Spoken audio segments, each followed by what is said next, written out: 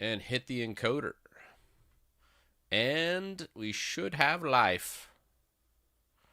There it is. Bam. Okay, we have the encoder again.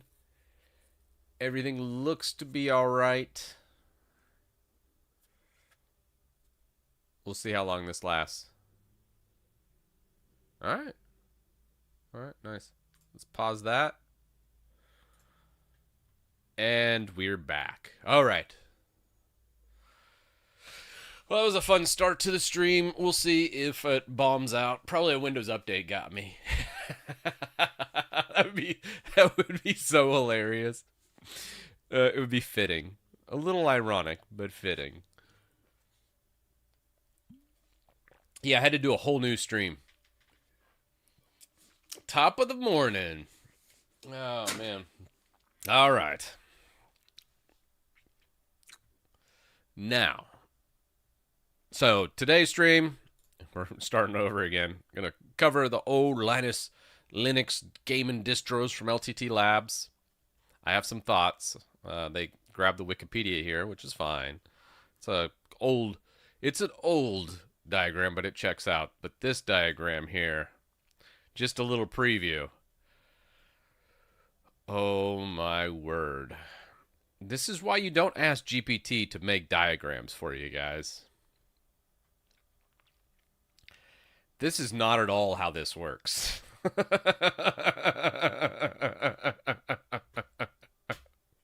Anybody that knows anything about Linux looks at this diagram and goes, oof. Like, I don't even know what purpose this solves, but it's so wrong. It's so wrong. LTT Labs, take this down. It makes you look like you or don't know anything. Oh. All right, first off, let's just roll through this diagram real fast. So you launch your application and game. It's not Windows system calls. That's Windows API is what it's getting called. Also, DirectX calls don't get split out and pushed to like only Proton. And I don't understand the whole Proton box here. There's either Wine or Proton. Proton's a fork of Wine, essentially, that has some things built into it. Also, Wine 3D could also be put into the graphics calls as well if it's DirectX 8 or below. Well, that's kind of important. DXVK is like DirectX 9 through 11. DXD 3D Proton or DXD 3D itself is meant for DirectX 12. So super important distinguish here. So this should all be Wine Proton. This should be one box. And they need to add Wine 3D in, depending on the game that you're launching. It might use one of those to do the translations. Okay, so then you got your translated calls and stuff. This, again, should just be a single line. For the driver, if you're using Intel or AMD, you would use Mesa. If you're using NVIDIA has its own Vulkan-style driver, or technically it's not a driver, it's a package that is used for this translation. And then when it comes down to the kernel, again, there is no driver. The kernel is, from a Windows perspective, you would call it a driver, I guess, but from a Linux perspective, it's not really. It's a module in your kernel. Semantics, so you get a pass on this one. But again, it's a single thing. And then you use both CPU and GPU together. It's not like it separates this out. So, I mean, this is just... Take this down. It's confusing. It doesn't serve any purpose. And it's completely wrong in every way you can be wrong. So, terrible diagram. Game testing. I think this is... I can kind of see what they were trying to go for here. Yeah, this is just AI slop. But this, I think they did run the tests. It was just kind of weird that they chose all DirectX 12 games, so they would only be hitting the newer VXD3D calls, which is a little weird that you only test in DirectX 12. I would like to see some DirectX 9, 10, 11 tests, or some older games that you would test on a benchmark here. It would have been nice. But it looks, based on the games they picked here. I think a lot of these, like I know Cyberpunk and I think Doom Dark Ages has its built-in benchmarking thing, and that's why they chose these games. That's my hint. They could also use Tomb Raider. Tomb Raider has some older ones, so you could test some older graphics APIs, so you could actually test the DXVK layer instead of just DirectX 12 translations. This probably is why on, I think, was it the Doom Dark Ages, this has a massive difference because of it not using DirectX 12. But maybe this does use DirectX 12. They said Vulkan here, but I'm not entirely certain on that. Again, it's just kind of weird because this is just FPS that's being shown. And I'll actually go in depth here how I would set this up for a future one. So if someone does watch this and go, I want to benchmark my stuff, let me show you kind of what it is, and we'll set up some benchmarking.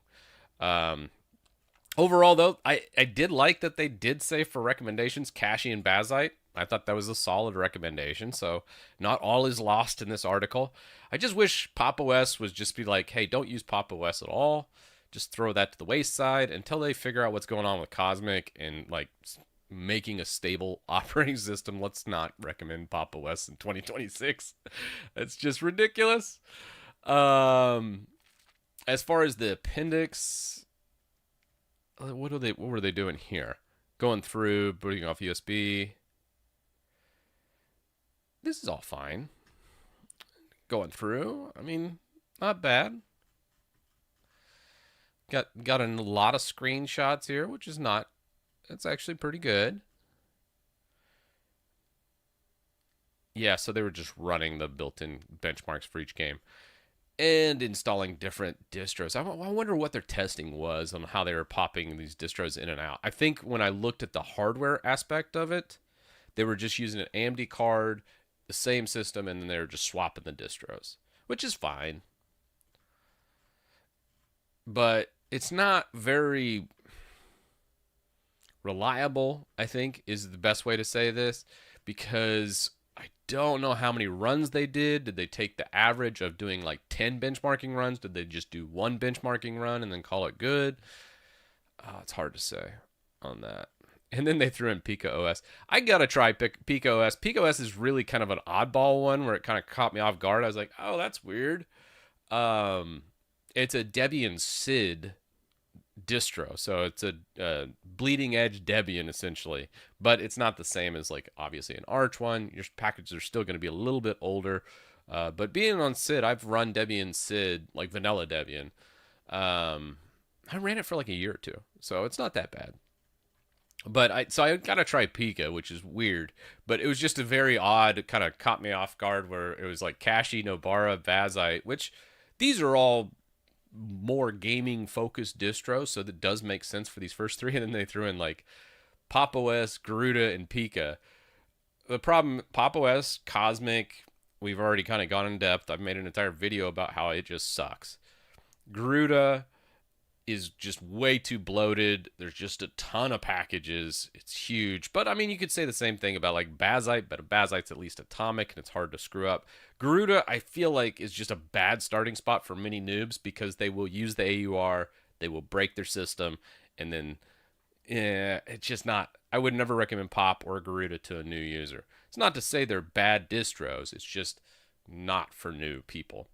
And then Pika, I've never installed Pika, so I can't really even say if that's a bad or a good suggestion. So it's just an oddball one where I was like out of left field, kind of like, oh, okay, that's interesting. I wonder how they got that. So anyways, that was the article in its entirety, but I was just kind of interested on the benchmarking because when I was looking at just the only stats it had was just showing its process of installing each one. But this right here, these charts are just so bare bones where you can do a lot of things to impact the FPS here. So for comparison of distros, I've had distros that scored higher in FPS but had a worse gaming experience because of frame times and other problems. Like you could adjust swappiness from a system perspective, and then you could have less swap files, but then whenever that memory gets overloaded, all of a sudden you'll have these massive frame drops, and the frame times just have these big old spikes, and it's just a terrible gaming experience, but it'll have better FPS than, let's say, a cache that's more optimized to always give a consistent experience. So that's what I'm saying. Don't just focus on FPS, but frame times do matter. And let me show that in game too, instead of just me sitting here blabbing. Let me check in with chat too. Just dropped $10 on your EXE. Appreciate it, man. Appreciate it. I love doing it. Yeah, I mean, Fedora, and like I've always said, almost every veteran user ends up on one of the big three. Like anybody that's used Linux for probably like 4 or 5 years plus, typically either ends up on Arch Linux, Fedora, or Debian. Almost always. Very few veteran people will use a niche distro or a distro on that. Or it'll be something like really, really old distro like Linux Mint because they just don't want to configure it and they just want sane defaults. That's fine. But that's what happens with a veteran user. That's just the difference between a veteran user and a new user.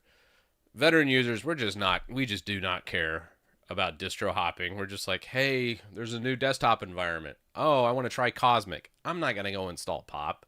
I'll just download Cosmic, try it out, see all the new features, and I'm like, oh, that's cool. And then pop out. Like, there's no reason to ever reinstall Linux in my world today.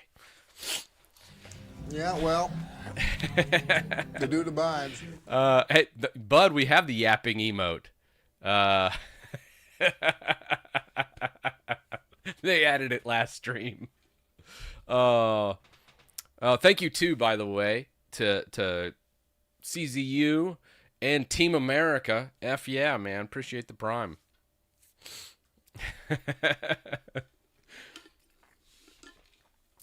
Experienced users usually end with Systemd free distros. I don't know about that.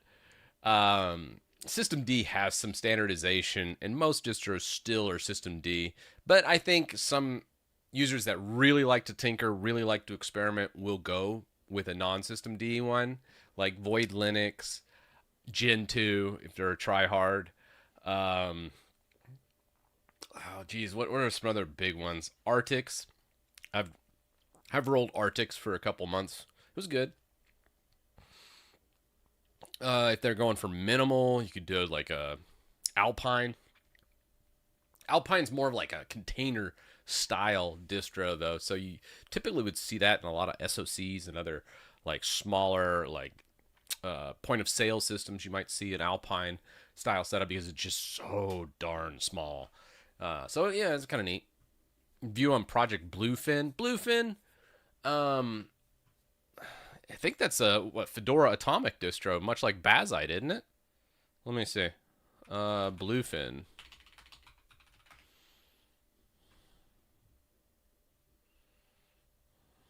Bluefin, Linux. Let's see what we got. Next generation Linux workstation designed for reliability, performance, and sustainability. It's apparently the developer has a thing for dinosaurs. No judgment. Best of both with reliability and ease of use of a Chromebook while the power of the GNOME desktop. Negative marks for GNOME, but you know what? Some people like GNOME. It's okay. For developers. Okay, comes with a bunch of built-in crap. Probably ended up uninstalling half of that. Our mission. She is a new breed of animal adopted. Okay, whatever. Yeah. Okay. Bizarre. So using the same app store as like a Bazite. This is based on Fedora, is it not? Okay, base is Fedora 43. GNOME. Kernel's 6.8, so a little bit older, which is fine. Mesa 25. NVIDIA 59.5. Oh, weird. Them using CentOS Stream 10. Oh man, I should try CentOS stream sometime. It's just I wish they didn't call it CentOS. This is not CentOS. CentOS died long ago. It's just a bastardization that lived on after. That's interesting though. Yeah. Eh. I guess it's Mint, so it's more of a workstation functionality programmer style spin. I'm sure it's good. Not for me, but somebody out there that doesn't mind GNOME, doesn't mind Fedora base, wants a bunch of crap installed out of the gate. Eh, I think it'd be all right.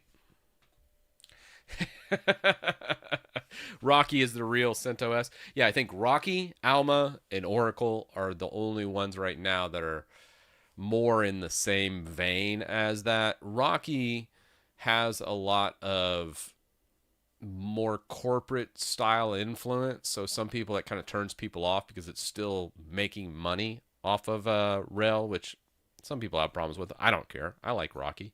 I think the original Rocky creator was the original CentOS creator. So Rocky, I've when it first came out, I remember I even have the early supporter shirt because I bought it, and I think the creator even offered to send me some more swag and stuff for it, but I was like, nah, that's okay. But yeah, Bazite or CachyOS, it depends. If you want to tinker, Cachy. If you just want it to just play right out of the box and you don't want to install or do anything, then probably Bazite. I'll try Pika. I'll install Pika on a VM so we can do it. Rocky is always solid. Like any of these I've mentioned, when it comes to Rocky, Alma, or Oracle, they're all the same. It's a one-for-one bug replication of RHEL, Red Hat Enterprise Linux. And as much as I like to shit on Red Hat, they are all very solid setups for systems that you want to run for 5 or 10 years. They are great. You can't choose wrong with those. Red Hat Enterprise Linux requires a subscription to Red Hat. That's why I don't ever really use it. Where all three of the other ones I mentioned just also are the same. So you could just use those. It's weird how open source works, but that's just kind of how it all goes down. And it's fine. And I will say those are very secure distributions and reliable. That's the big thing. Like some people always say, as more new people come into Linux, they're always like, oh, Linux is more secure. And I'm like, well, that depends. But when it comes to those distros in particular, someone in chat just said, is SELinux worth the hassle? It depends on what you want as a user. If you want maximum security, SELinux is worth messing with. Yes, you got to do SELinux profiles. You have to make sure everything's pretty much sandboxed. You can create, if you install a new program, you're going to have to make a profile for it and say, yes, it can access these parts of the system. And it can be a great security setup. But really important, it does require you to set up everything, and for most users it's going to be too overwhelming, and you're not going to be able to set it up if you're not really familiar with Linux, period. So that's why I don't recommend these. You never hear me talk about them because most new users to Linux would just die in all these distros I just mentioned. But for a senior, like a sysadmin that's done Linux for 10 plus years, you're going to be fine. You're going to jump in there and go, oh, okay, let me set these up, like get this going. And then once you get all that going and you have your setup for these systems, they will run for years, if not decades. So it's smooth. It's a great system. So, but it's not a desktop system typically when I'm setting those up. That's a like, hey, I want to set this up for like good until like 2040. And that's where it is. All right, what do we got? Is chat yell at me again? Read chat. Okay.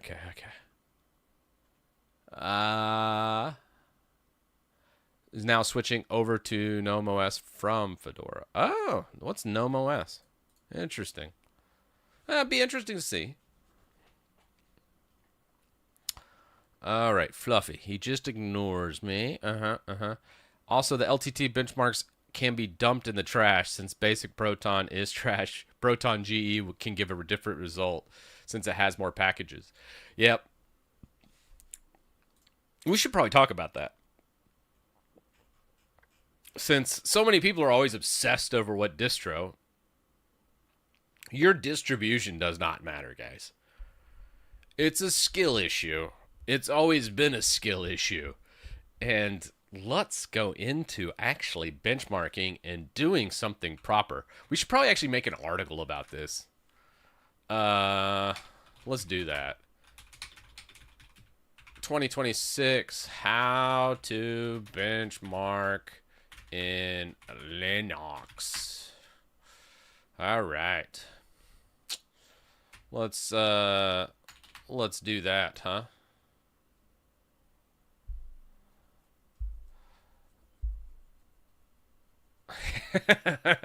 Who's we? I'm not doing shit. You're doing all the work.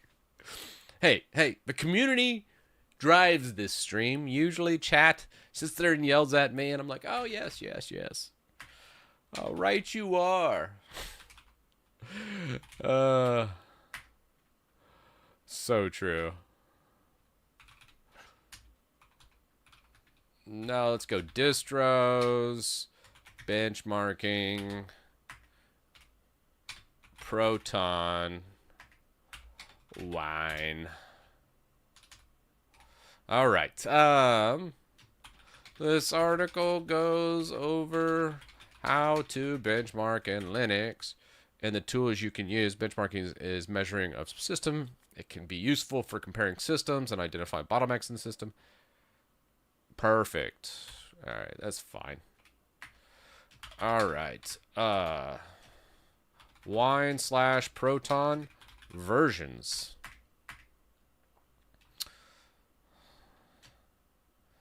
The major versions of both, the major releases, I should say, official releases of Wine and Proton. How do I want to phrase this? Probably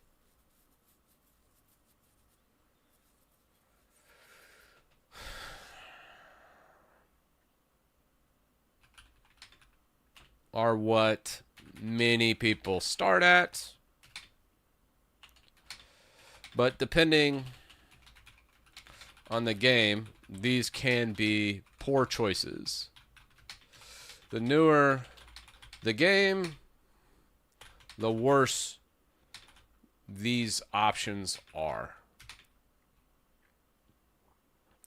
Typically, you would use Proton GE or even a Wine TKG modification to fix many bugs in newer games or get better performance. That's kind of what Fluffy Punk alluded to earlier. I'm going to clean this up. My English is complete ass. I'll have AI kind of make this pretty afterwards.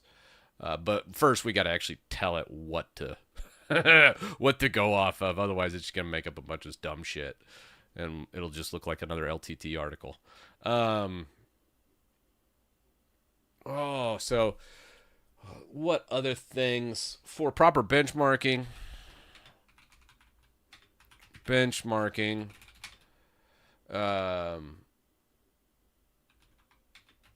Need to run consecutive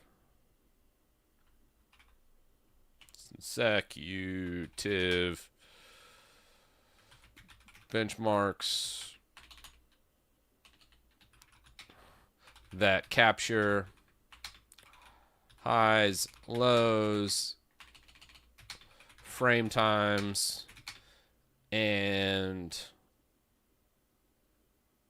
average at least probably 3 to 5 full benchmark runs. I know this is not proper English, but we're just going to jam it out. It's close enough, guys. We're just gonna go. Um, Man, consecutive it does look pretty bad. All right, fine.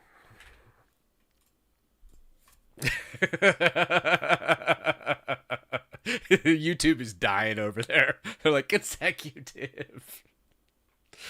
If there's something like if anybody ever needs like some PRs to like pad their GitHub profile, you can just go through every single one of my. I got like 100+ repos at this point.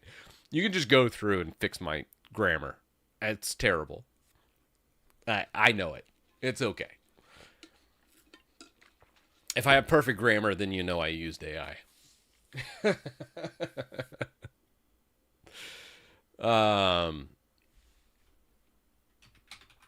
a full suite, a full Phoronix Test Suite must be run as a baseline before any independent benchmarks from individual games, game benchmarks. What else we got?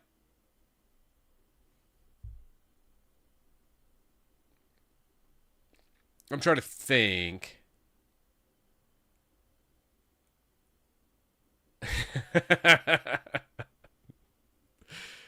Yeah. What I like to do for a lot of my articles is it's just like a, you know how a programmer does pseudocode where they'll just kind of like spit out and go, I kind of want this structure. I want these to be in this folder and I want kind of like this thing. That's what I kind of do for my articles. I first start off with just brain dumping everything directly onto a markdown file like this, not focusing on spelling or any of that, and then I go and clean it up before it goes to publish. But the idea is, but you got to have some good bones before you try to put meat on those bones. And the idea here is just kind of go, okay, here's kind of the structure I'm thinking of. Here's all the content I'm thinking of. And then you can fill it out. Then you can do a pass for like grammar and structure and making things look pretty so people can easily read it. But the idea is you got to make sure, I want to make sure these things are included. And then we run and do these things. Yeah, that's true. I got a YouTube for grammar. The grammar Nazis are out to get me. What else we got?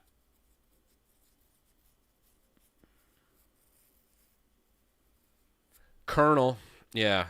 Yeah, let's go the Linux kernels. Let's just go Linux kernels. Kernel versions. You have baseline kernel. You have LTS kernel. And then you have a gaming workstation based kernel. This would be like a cache Bazite. I believe somebody got confused when I mentioned Bazite kernel being based on cache kernel. The Bazite team uses the cache kernel as a base, and then I think they make a couple extra build options. So like 90% of Bazite's kernel chooses almost the same kernel as cache. So almost 90% of the options are pretty much the same, where maybe 5 or 10% of the Bazite, they might choose a couple different build options, but for the most part, they're very, very similar. Zen.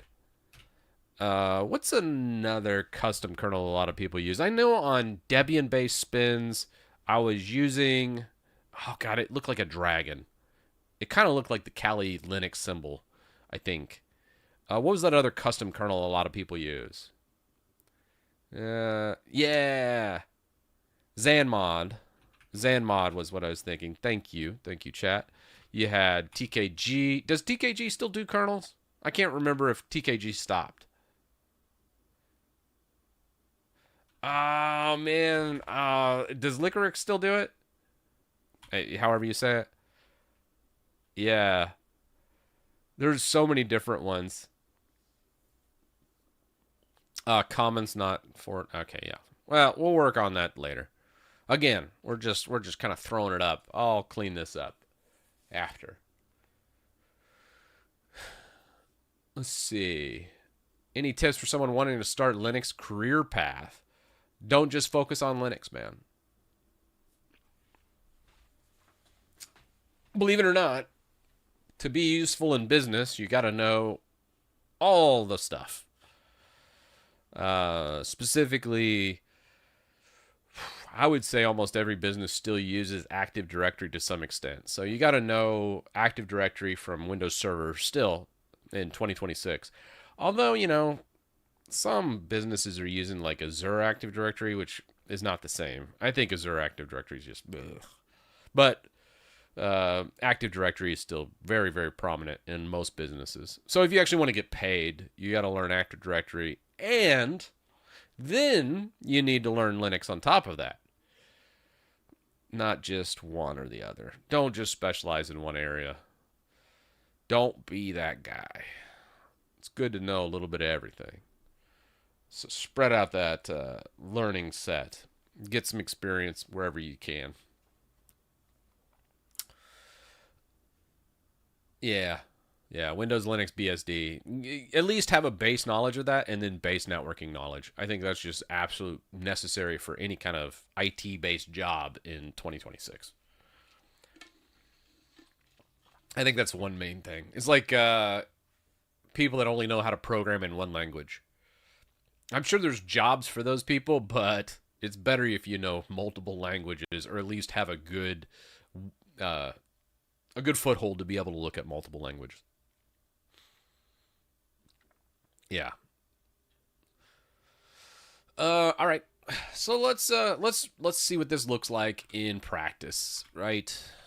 I don't even think I have the Phoronix Suite on here. Is it still on the AUR? Yeah, there it is. Phoronix. Let me show you what the test suite actually looks like. I was surprised that Phoronix Test Suite wasn't used at all during the LTT article. Because I was like, dude, really? That's kind of crazy. Let's see what we got. Probably we'll do a basic test. So like Phoronix, if you do like a full test, be prepared to spend several days doing the test. So it's not for it's not as easy and intuitive as just running like on Windows. You typically would just load up like 3D Mark and just go run. Give me a number, or Geekbench. Although Geekbench I think is also on here as well. There is a PTS 3D Mark as well on here, so they do have 3D Mark on Phoronix now. Ooh, I'd be curious to try that out. There's a few new tests on here, but here's all the tests. Yeah, and Geekbench is here too. God, this has gotten so much better. And there's like LLM benching. Oh, yeah, Quake 2 RTX benching. I gotta check that one out too. Fat Master, thank you for the gifted sub, good sir. Yeah, let's do the 3D benchmark one, since a lot of the Windows users out there probably are familiar with that. I'm surprised we didn't get a 3D Mark bench on the LTT Labs one too. That's another one that was like, what the hell are you doing over there, man? Give us some more benches. All right, let's install some of these benches. So let's go install. Is it just install dependencies? Let's see. So here's the list install. Let's go. I don't think there's... I think we can do a full suite, actually. Let's just do that.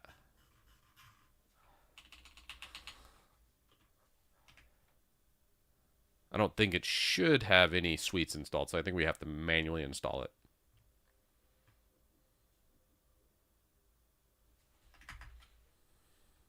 Or not.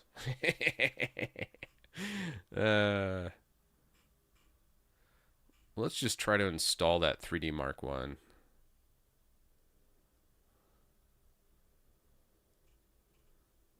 And it's been a little bit. All right, so I would go Phoronix install Phoronix Test Suite. Install, and then I want to say we can just grab the PTS 3D Mark, I think it was. Let's just try the basic PTS 3D Mark. Okay. So we need to grab this. Because it's retail. So 3D Mark A10. And what was the other 3D Mark over there? Let's pull up my Steam. I think I can just install it through Steam and then grab the zip.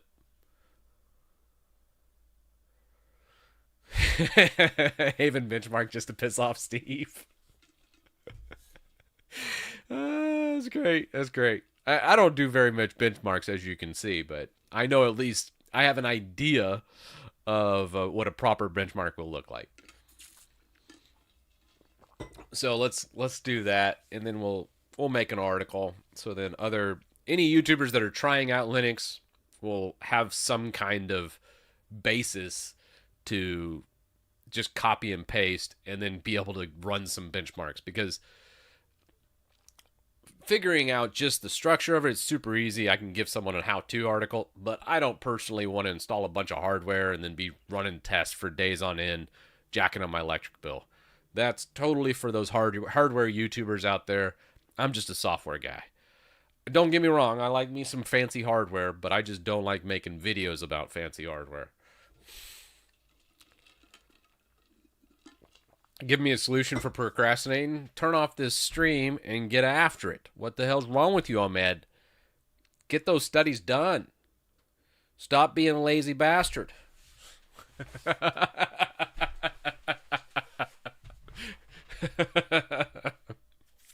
Or put me on the second screen and then get doing it right now. Don't put off tomorrow what you can get done today.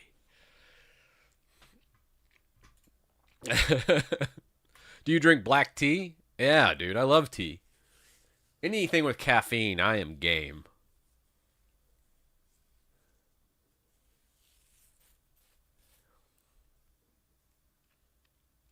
What's your opinion about backdoors and CPUs, especially Intel and AMD? Are we going to be secure with these backdoors on Linux?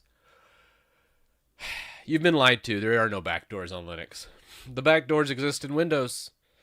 Windows people are just fine. The problem is most people don't even know the difference between an RCE and a local privilege escalation, and they don't even understand the difference between the two hacks. Be like Ahmed. Turn off the stream. Go learn. Get out of here. Go learn. That's what you need to go do. No more social media for you. You're done.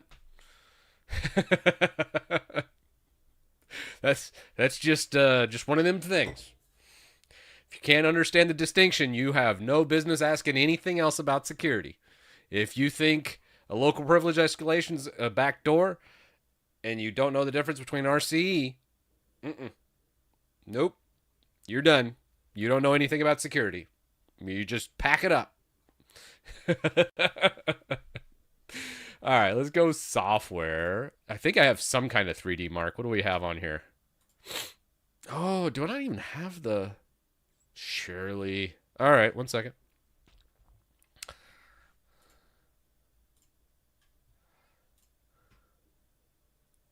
Let's, I gotta add a compatibility here. Oh, what do I want to use? We're gonna go GE Proton 34 compatibility. All right. I'll relaunch this. And now, yeah, I feel like that today. I'm learning from the stream. Why would I leave? Fair.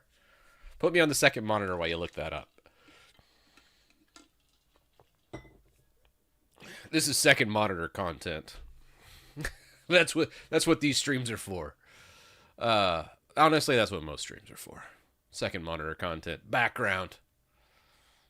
I should not be in the primary window. That's the requirement for this stream. I should not be in focus. God, God, I need to look at why my my Steam is like taking forever to launch. I probably got some dependency or something I'm missing. All right. What?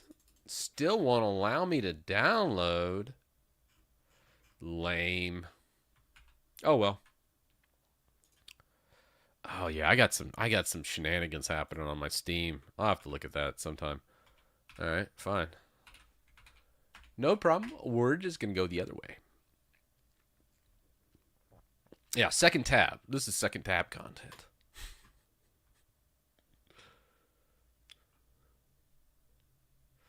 Oh man, I love me a good ARPG, man. Oh. I still have a little bit of a grudge against Blizzard. I still have not tried Diablo 4, the new expansion. Because I got the second expansion or the first expansion. I forget which expansion it is. Whatever. The Vessel of Hatred. I'm still pissed about how that was like. I thought I was actually going to fight a boss or something. Instead, I finished the whole expansion. I'm like, wait. That's it? Blizzard, you suck. So I like refused to play the new expansion because they left me on a cliffhanger. Yeah, no. All right, let's grab it from old Windblows. Let's delete those.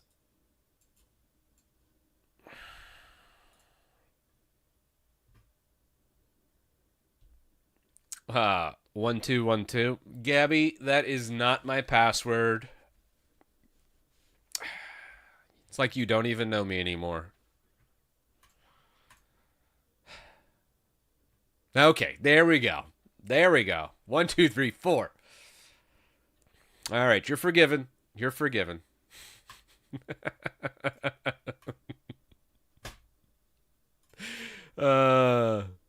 Do I have Steam installed on this one? Surely I do. I'm pretty sure I've played games. Oh, no, I don't think I ever did play a game on this one. Okay, cool. At least I logged in.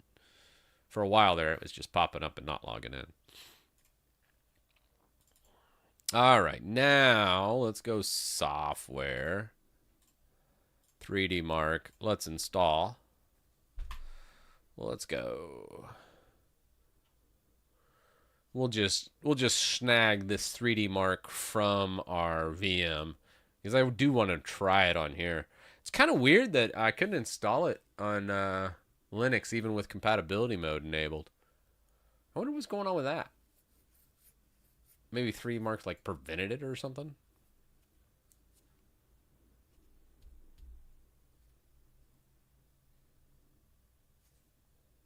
Yeah, you remember when I had a QR code and someone like quickly scanned it with their Steam app and logged in under my on mine?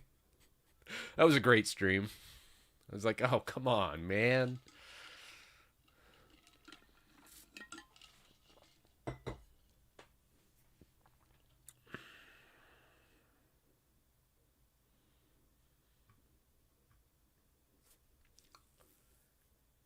Yeah, they gave you a free account.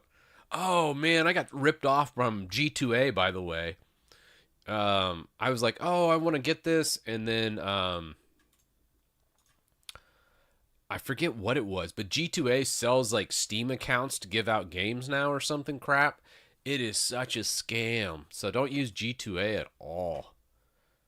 I was like, what the hell? I didn't read the fine print. I thought it was just going to be a Steam key and then you just redeem it and then get the game, right? No, a lot of games on G2A are Steam accounts now. And what that means is you're buying an official Steam account, which essentially they're just ripping you off because nobody wants a new Steam account.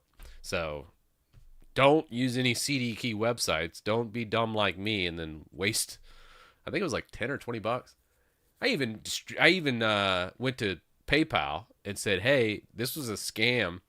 And they even denied it, man. PayPal sided with the seller on that. And I was like, man, WTF, PayPal? These people are totally scamming me. And they're like, well, it was delivered. And I was like, oh my God.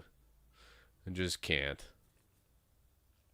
So anyways, Watch out for old G2A. Not what it once was. I used to like G2A. Yeah. Not worth it, though. It's always been kind of iffy, but it's just complete trash now. Just a word of warning there. All right, now. Let's get this going. Where, oh where, I bet you it needs to be manually placed in the Suite download cache folder. So, I think Phoronix, if I remember correctly, let me delete that. Let's go. Was it? Oh shoot! Why am I drawing a blank? I thought it was Control H. Oh, there it is. Yeah, yeah. So I think it's .Phoronix Suite is where they put all the stuff. Yeah, here it is. Download cache. So it needs workload bin 3D mark. So it would go into here. Shoot, actually, let's see.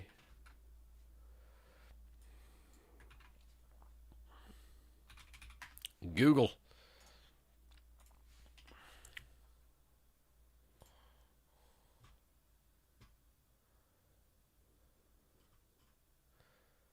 What files is it looking for is what I want. What I want to know.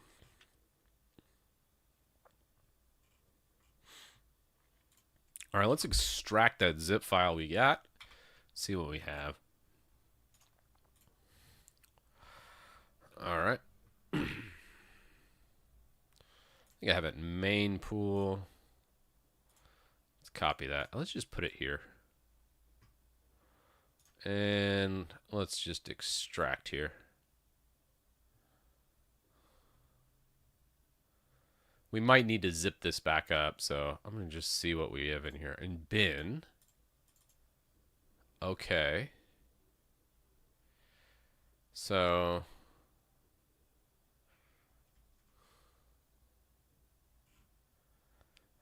all right. To the AI we go. Let's ask my buddy Claude what's happening. Claude, we need to make the 3D mark. PTR's 3D mark requires that. Hey, buddy. I need to create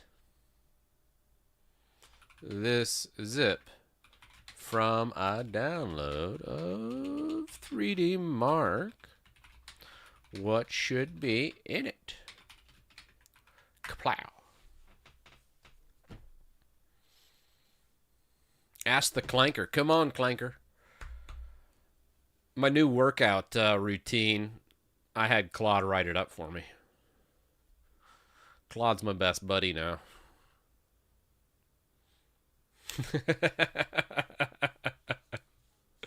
I saw you yesterday on Theo's stream. Yeah, man. I love Theo. He's great.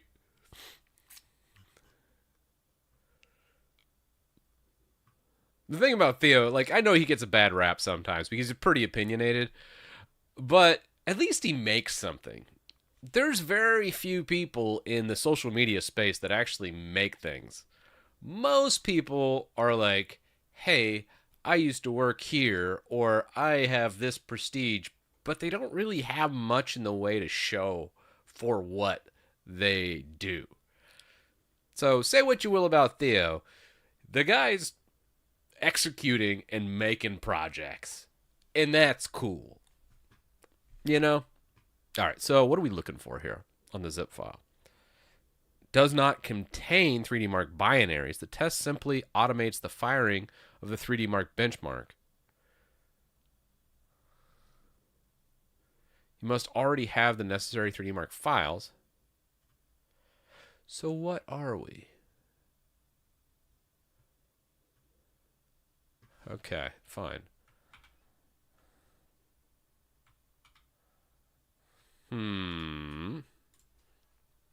Let's go to CD Phoronix.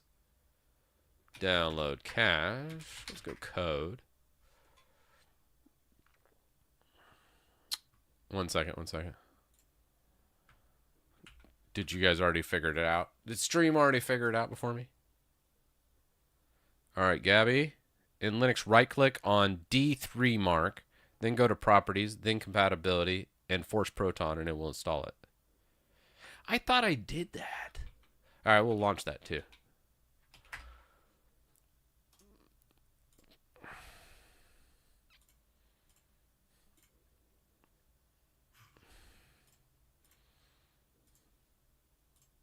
Yeah, well. Right you are, good sir.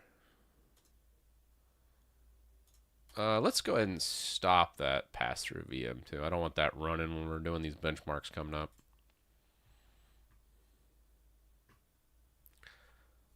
World record for me.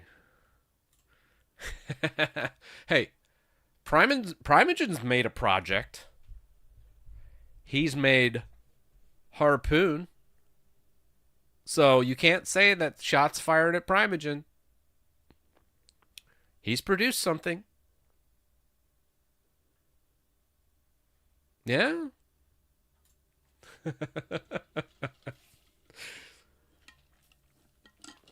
I know you guys think I'm crazy, but I actually kind of want to try the whole yoga ball routine. After kind of jumping on that a little bit yesterday, I was like, man, my lower back is kind of jacked up. Maybe he's on to something with a giant yoga ball. Now, the yoga ball I have is far too small. I need, like, the granddaddy of yoga balls. Anyways, let's fix this 3D mark. I do want to. We already have the files over here, so. Let's grab this.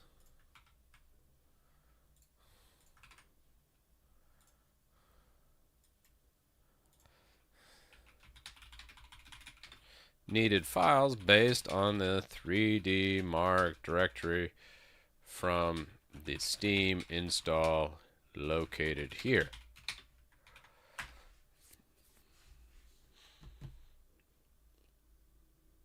Well, I know that, but I want to run it through Phoronix. Phoronix will like capture it and run like multiple things. The whole point of this is to show you like how because proper benchmarking is not just running a benchmark once, it's running it multiple times to get an average, and this automatically captures all of that, and then it does it. So you really want to run it all through Phoronix. I've never really done a proper benchmark, but I know that's how it should be done. Like Phoronix Test Suite has some of the best benchmarking. If you care about Linux and want to know, hey, what works well on Linux, the proper way to do it is use a Phoronix Test Suite.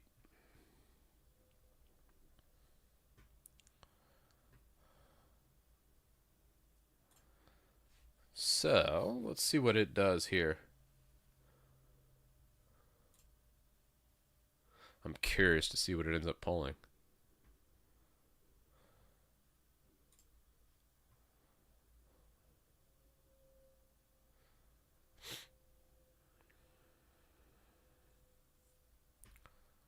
See if it can find. I don't know if I have this one. I might need to rebuy 3D Mark. Does anybody use 3D Mark on the regular? I think I'm using an old version.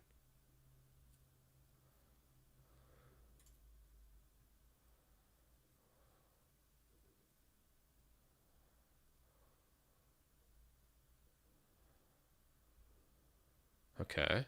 Says I'm missing the proper file, so I'm kind of curious to see what it ends up grabbing.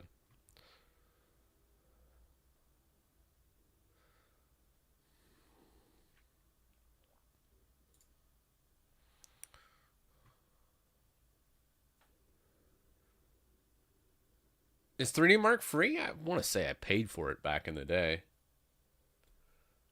Yeah. Oh, it probably is using the free one then. Yeah, show you on your test. I get that, Fluffy. I really just kind of want to show the setup process first, though. Okay.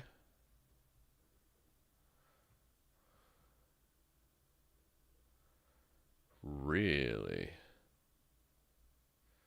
Once this creates it, we're going to make a new repo.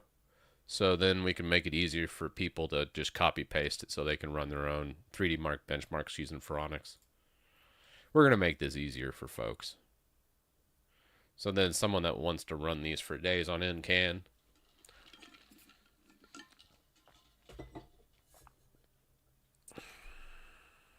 Yeah, I think I have an older paid version. I want to say Firestrike or Time Spy were the last ones I paid for. I want to say I paid for both Firestrike and Time Spy. But that's old. That tells you how long ago that was.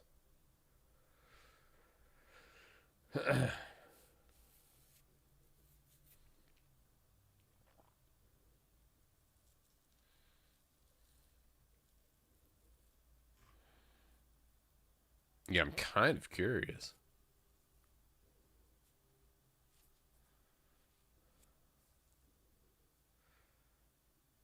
It looks like it's grabbing the workload bin or exe file and then also the 3D Mark exe, which is fine. I mean, that's a pretty simple thing. Oh, man.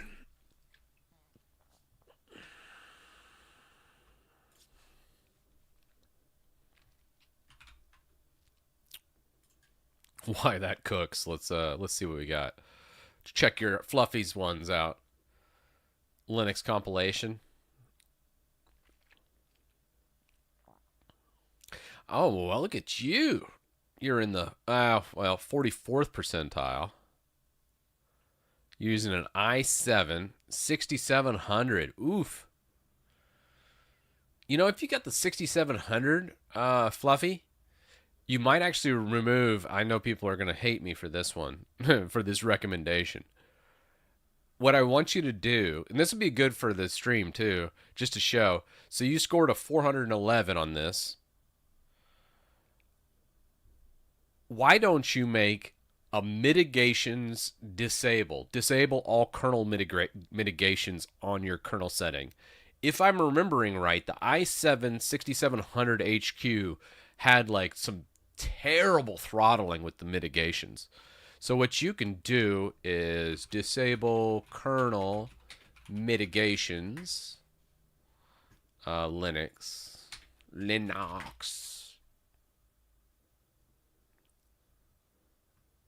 Oh, you use a 5900? Oh, it's someone else's test. Yeah. But you could add, if you're a Ryzen, it's probably not going to affect you very much. But if you do mitigations equal off as a kernel parameter, it'll disable Spectre mitigations and then, or Spectre mitigations. What was the other one? I'm drawing a blank. It was another one with hyperthreading. The more cores you had, the worse the performance throttle was. Meltdown. Yes, thank you. Spectre and Meltdown. So you turn mitigations off and it removes Spectre and Meltdown mitigations. And I think on the i7 6000 or 6th gen, I want to say it was like a 30% uplift. It was insane. It was essentially like upgrading your processor to like an 8th or 9th gen essentially, based on like the mitigations. Like I remember them getting throttled big time by those mitigations.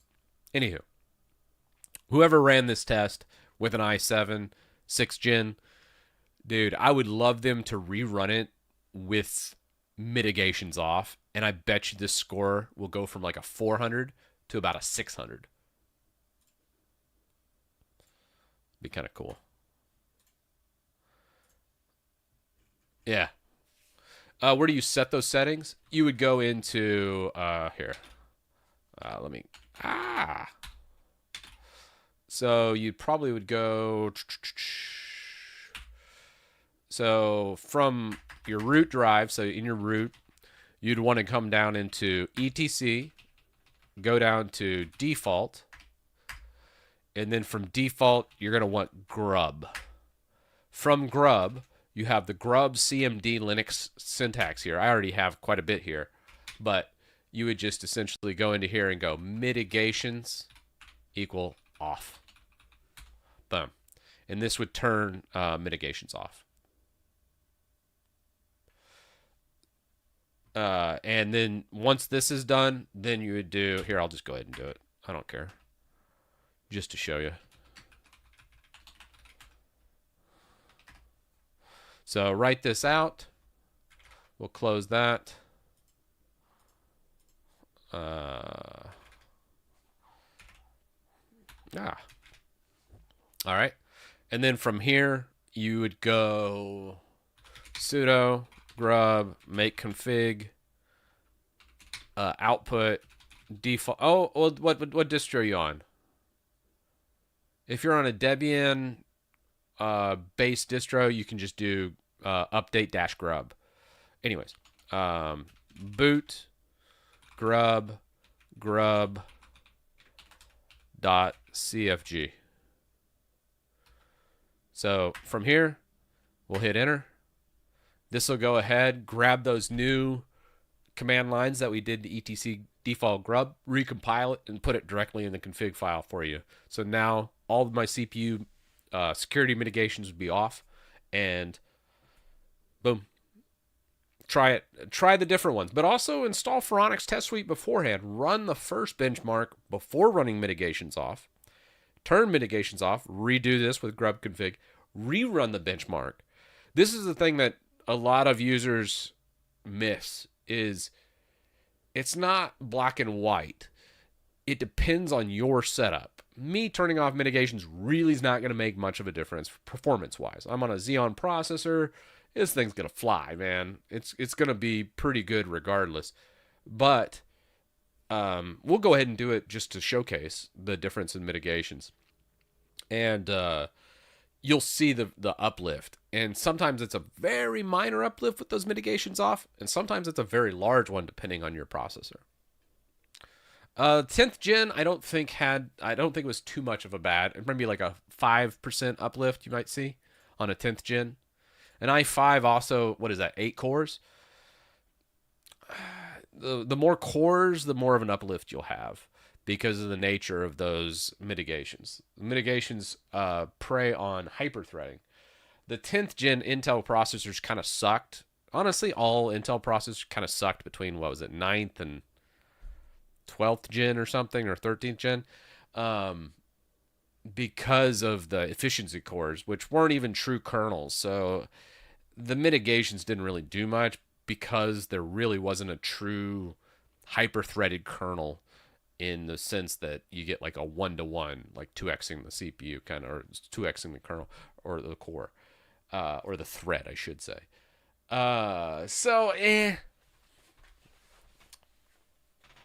Yeah. You don't really see the uplift. But on the early ones, back when they actually had true threading and they did these mitigations, it just completely chopped the legs out from underneath the chips for their performance. Anyways, we'll try this here in a second. Dude, what are you doing over here? God. It's still not done.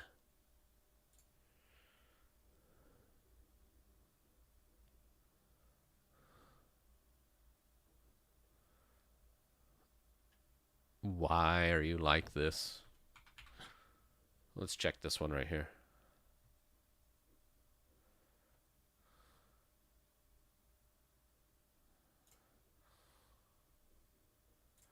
Okay, so we have the installer or portable build from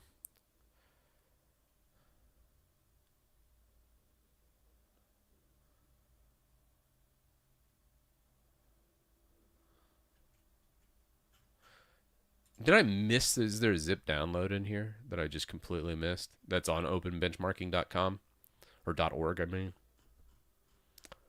Probably.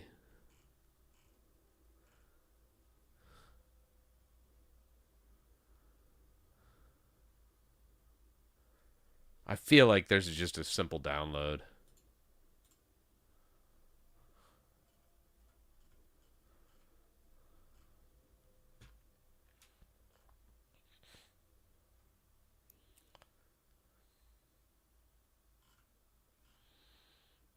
All right, here we go. Let's. We're gonna. I'm not stopping until by golly I get this thing. The basic commands benchmark 3D mark. Okay. I think I still have a download for this. 1 second. I'm gonna try and log in. Come on, give me an open benchmark. Oh, I do have it. Wait, Let me try it again. Come on. Give me a login. All right, I think I'm going to have to redo this. Well, let me first try. You know what? I'll just register a new one. One second. Let me fill this out. Select a motherboard that's listed below.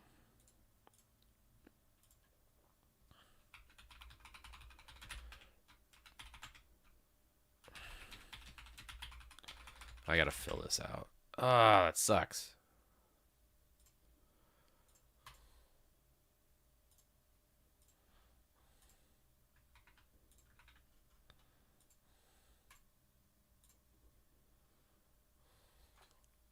Okay. Save. Do I have a registration? I feel like the registration might be broken.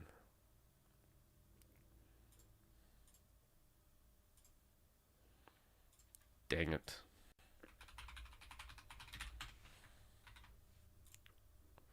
Ah! Okay. Wait.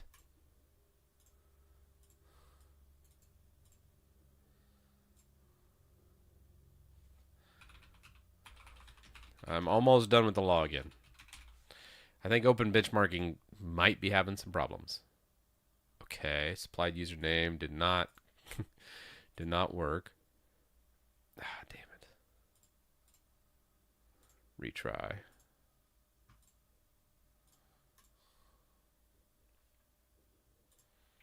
Try it again.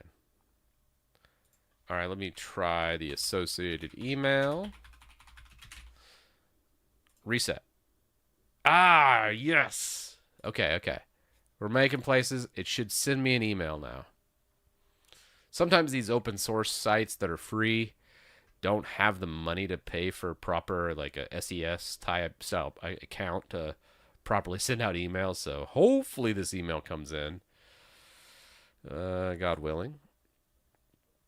I don't know though. It does not show up in my inbox here. I'm looking.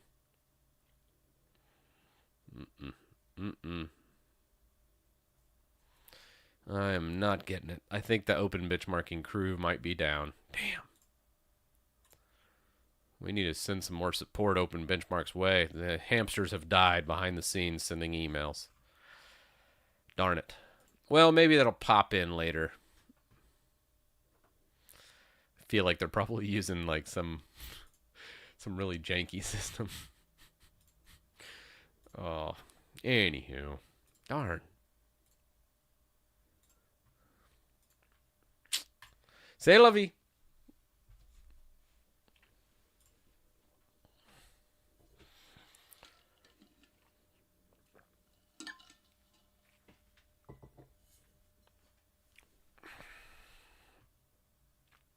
Yeah.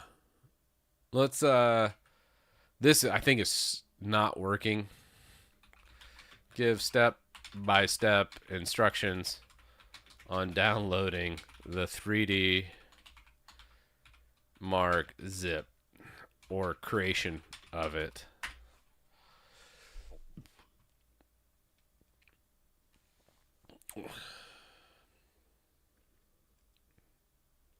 I bet you never heard this before. Check your junk box.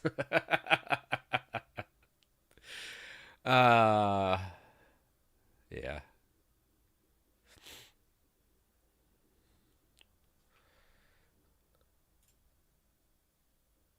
All right, let's see what we got.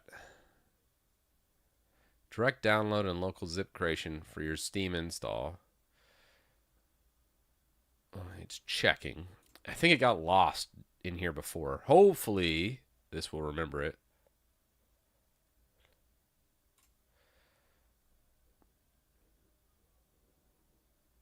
Maybe it was in the middle of zipping when I killed the last one. Okay, it does have the full 854 meg Steam archive, but not the expected workload. checking the PTS profile for whether the direct download URL exists or if it can be created manually.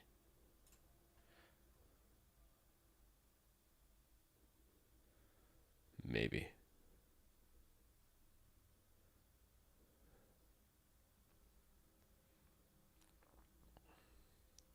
Do you find yourself using Bash and PowerShell more than wanting to use PowerShell when in Bash? Yeah, 1000%, Michael. Actually, if you look at my PowerShell profile, which I think Gabby actually did some PRs to, I'm going to have to actually take a look. And you'll notice a lot of my aliases are Bash aliases for PowerShell. Because doing like set item property or there's some baked in aliases that aren't so bad, like invoke web request is IWR or invoke REST methods IRM and those types of things. But I always end up using some kind of like RM, make directory, CP for copy. Like that's like way like light years better than what's in PowerShell. Is you do a full like copy item, copy dash item, all cap like one cap. Start out with each one. It's just a terrible syntax. So I set up aliases for all that in my PowerShell profile. All right, build the exact layer. Okay. Let's just go here. Let's run this. Copy the target zip with the expected name. Okay.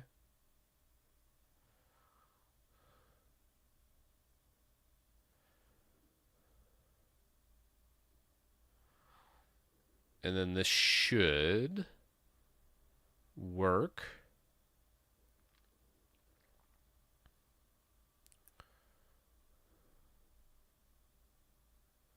I mean, that looks good to me.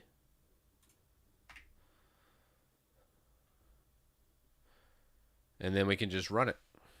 Let's copy that. All right, guys. We are gravy. I don't know what it got stuck up on. Probably just me yapping. Let me delete all these. So we got the proper zip file. Now we should be able to run the bench.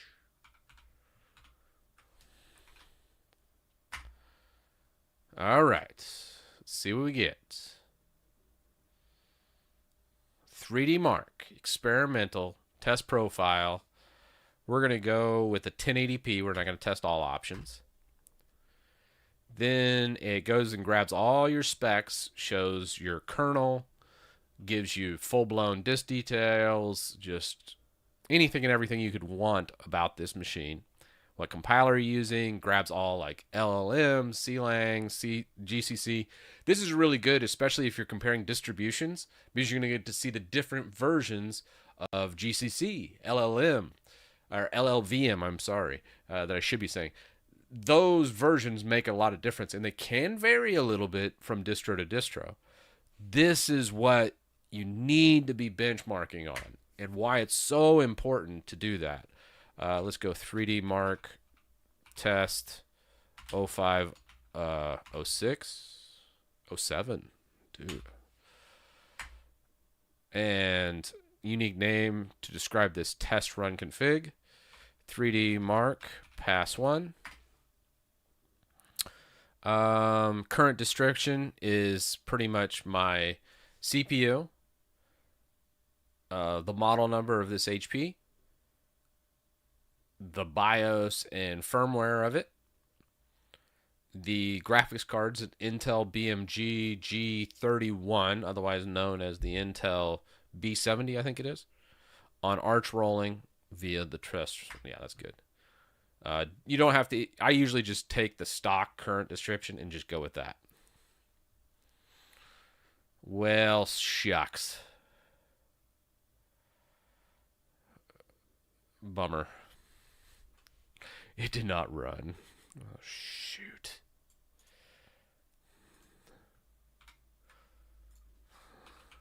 Why did this fail?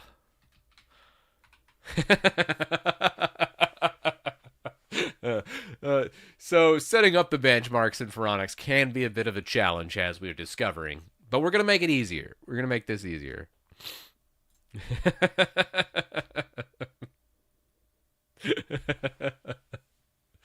uh,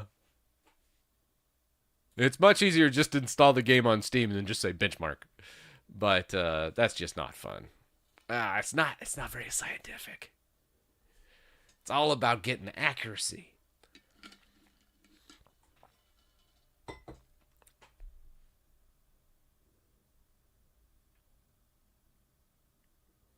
Oh, tell me it didn't die again.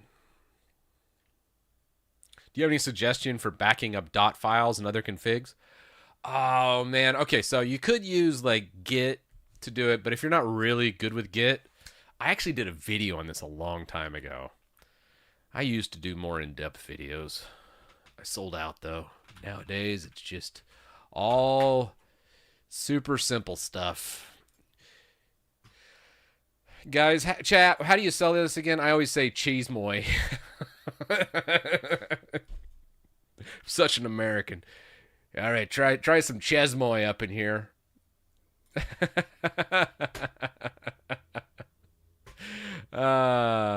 Anyways, it's pretty cool. I really like. This is a good project. If you're interested in backing up a bunch of dot files and going between Linux installs, chesmoy is pretty cool. I don't know how you say it. I'm saying it wrong. It's gonna bug me. Let's look it up. Pronunciation. All right, here we go. Chinois. Chinois. Chinois. Chinois. Chinois.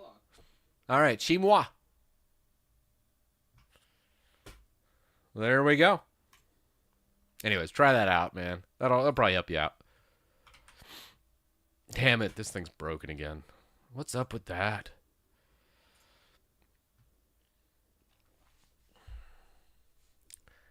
Chez moi. Thank you. Thank you, Cyber. I knew I was saying it wrong, at least. All right, let's just say run all the commands.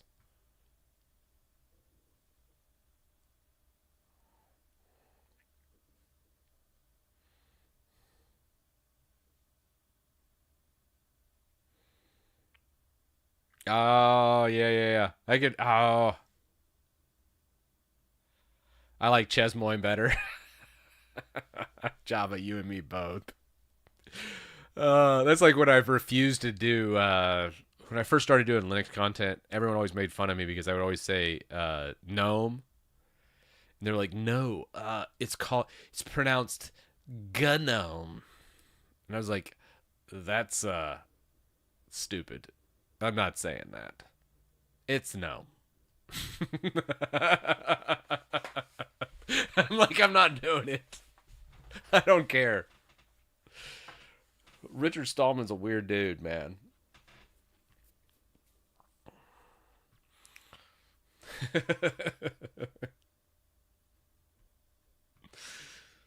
How do you pronounce GIF?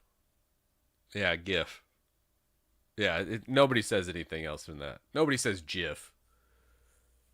It's not peanut butter up in here. It's GIF. Profile ran on Linux command path, but your zip only contains Windows binaries.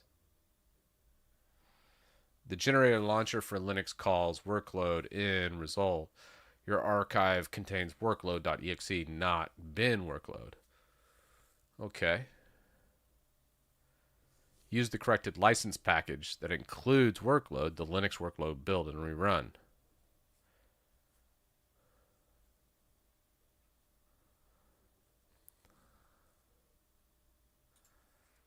That seems very weird. Why wouldn't it not?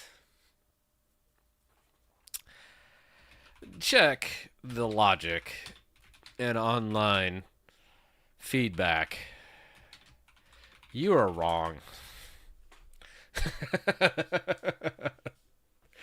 No, you're absolutely wrong. That's stupid. Yeah, let's just, you need to review things. I know you said it with such conviction, but nope, that's stupid and you're wrong. Go look in the online docs, download them, and then tell me how we're actually supposed to do it, because that's just dumb.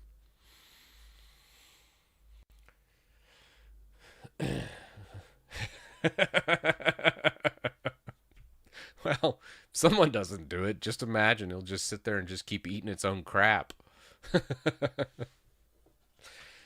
And then we all just get dumber.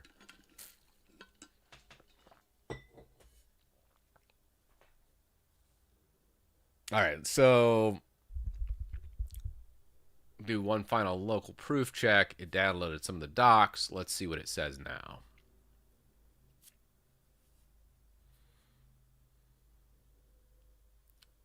I was wrong. Oh, shocker. It's not true that the benchmark only works for Windows. Open Benchmark has many successful Linux submissions. Yes, I know. With the logic as it shows, it's split by OS. Your installer run using the Linux path. The archiver uses that.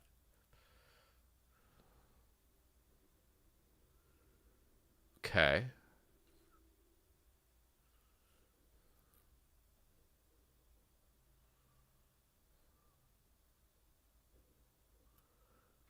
Okay, where do you get the Linux one from? Where do you get the Linux workload binary from?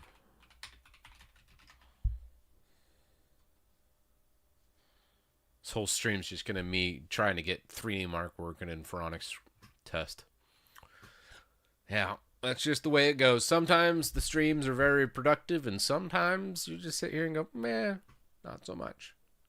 Okay, so from 3D Mark vendor. You're worthless. To Google.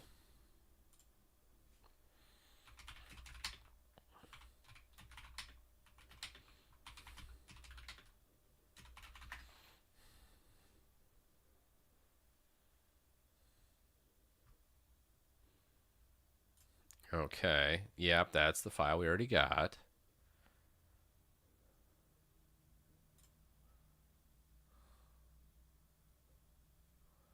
All right, 1 second. So I don't think you can use the Steam download. We're going to go directly to 3D Marks. You go to benchmarks.ul.com, 3D Mark /download. Now, do we have...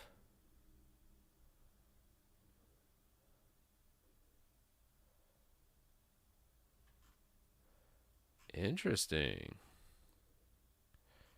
Do you think it works on just 3D Mark?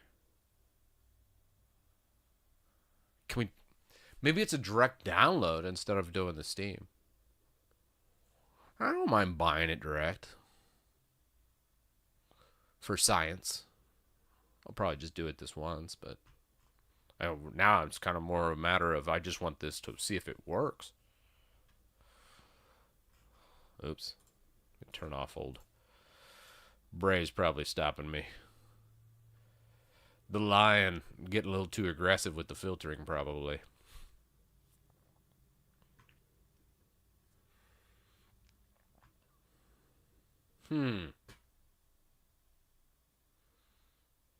Okay, 1 second. Let me sign in. Service unavailable. Service unavailable. All right. Let's try that. Service unavailable. Okay, there are OAuth servers down. Damn it. Bro. How many big companies? Swear, what the hell? Maybe we can just create a local account. No. Yeah, their entire database is down. You can see that, so yeah. 503. What are they doing it on Apache for? Bro, it's not like 2000s. Apache, it's an Ubuntu server. Apache 2.4?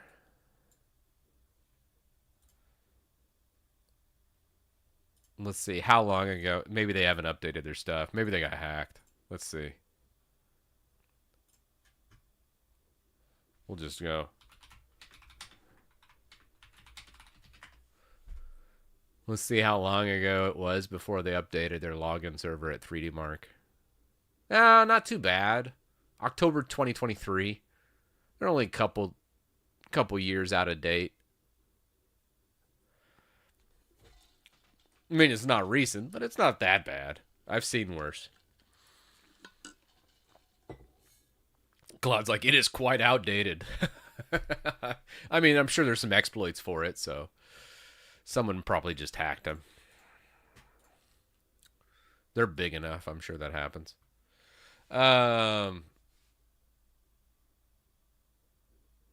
Okay, let me think. Oh, shoot, I never did background music for this stream, did I? Dang, all right. No wonder. I was like, man, it sure does seem quiet in here.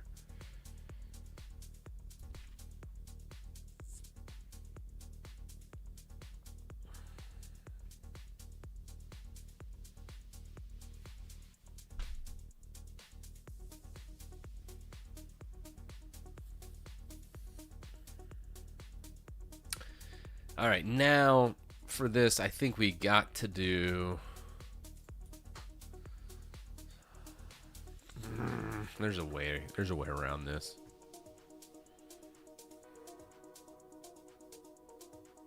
Get it through your UL license channel.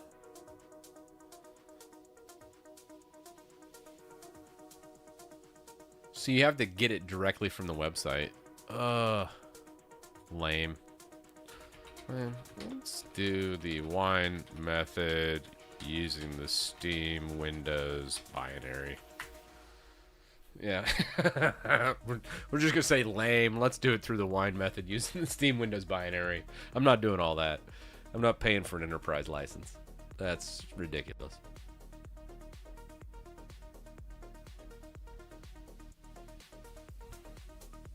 Let's see, I can turn the music down. I just want a little bit of music.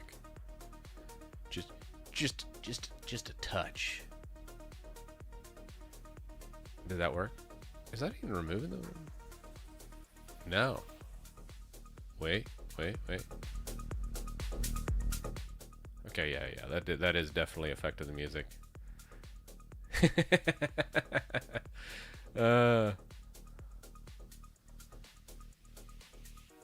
Okay. Here we go. We're going to edit this. We're going to try and run the Steam binary.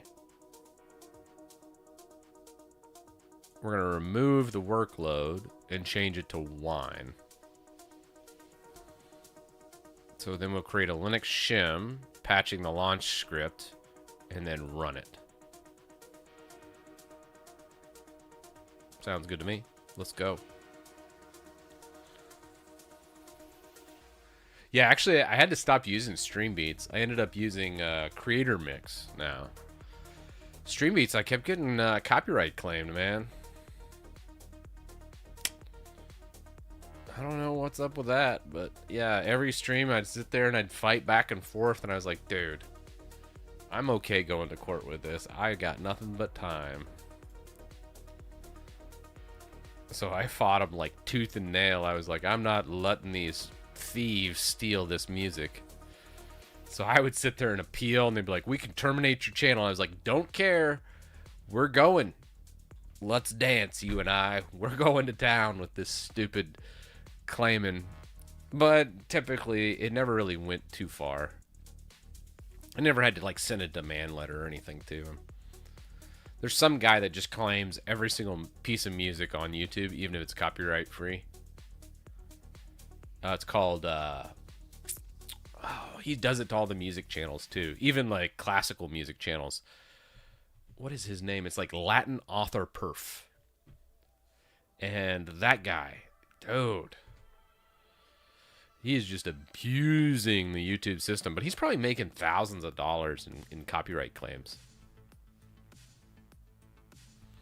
YouTube doesn't care, though. They're like, yep, we don't care about creators. We rip them off first. Why not let scammers rip them off again? I still think it's funny, like some creators think we get a 55% split. It's like, oh, you sweet summer child. First time? Yeah. There ain't no chance. There's some like creative Hollywood accounting going on at Google. All right, wine method is now wired in. All right. Test it. Using only 1080p test.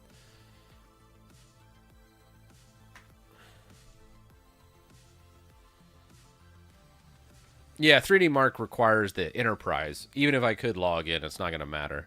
They're not going to give out the Linux workload through ul.com. Unless there's some other thing.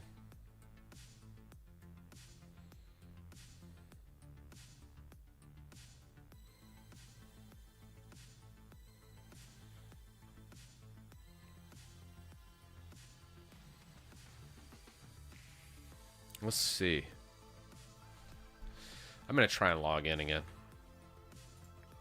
Just in case. Just to make sure what they got there. It'd be cool if my Steam purchase actually did work. Let's go history.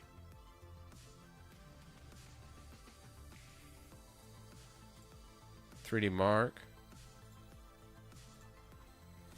Let's go Steam sign in. Hey! Nice.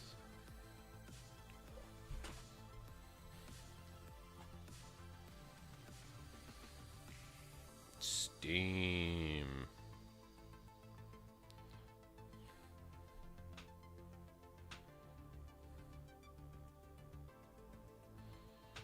All right. Steam sign in. All right, here we go. Here we go. We are signed in. It's been a while since I used it. Yeah, there was a QR code. Someone could get it. Now, can I download the benchmarks is the question. So you got Windows editions, Android edition, Mac OS editions, and iOS. Is there a way? I guess you could do maybe the Mac edition? Maybe that would work.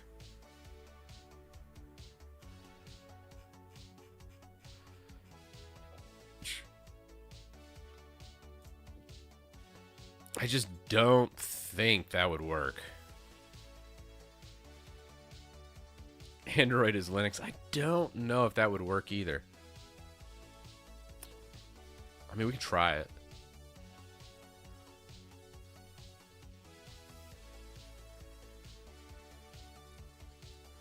Yeah, let's see. Yeah, download the APK, get it on Google. Let's see if we can't get it. Let's try Mac OS using Steel Nomad, I think is the one that it wanted. Right? Or no, Wildlife. I think it was the one that this wanted. App Store, App Store. Yeah, I just don't think we're going to be able to grab it. That sucks.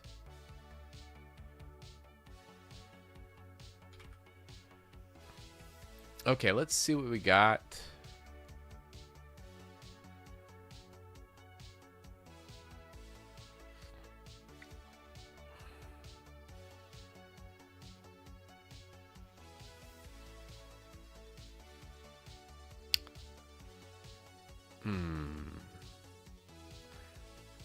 Yeah, we're going to need like the non-Steam binary. Because the Steam, when it was launching, when I go over here, let's say we do Phoronix Test Suite, and we go here.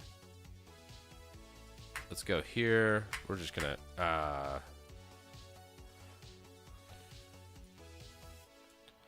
just do that. We're just going to go, keep going. I believe this should fail with an exit 1, and it'll have a little pop-up. Because the wine bottle won't be able to access Steam. So it'll just fail and say, hey, there's no Steam.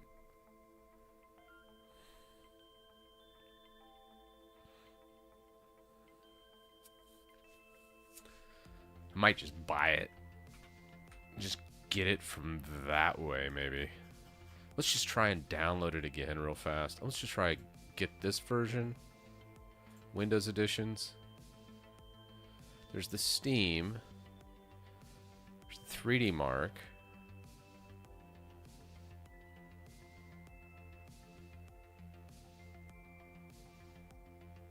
See, command line automation. Ah, damn. People really pay the $2,000 a year. Holy crap.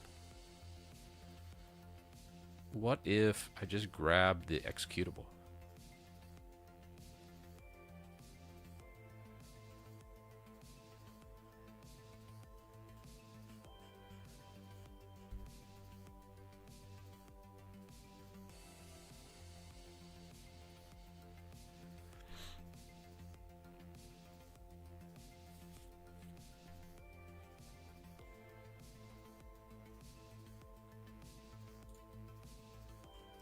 Yeah, I guess we could... The problem with the trial is if you get it from here, you have to download it from Steam.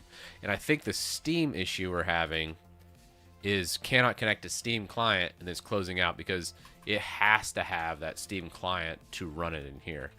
And that's the error I wanted to show. So while it does kind of work doing it this way, I bet we could just... Oh, $8. Nice. All right, we're just going to buy this. I just want to know. We got it for science. We got to know if I can just do the $10 for the advanced edition. Take my money. 1 second. I'm just going to sign in, buy it real fast. And then I want to see. Okay, you've been charged $9. Bro, don't just... Oh, there's my key. Then it does give me the zip. Let me, oh, I'm so gonna leak my key somewhere in here. Damn it.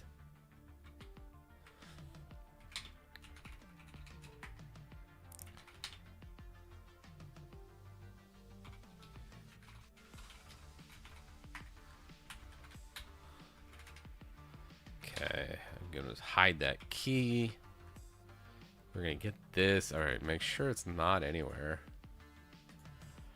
I just should completely do this.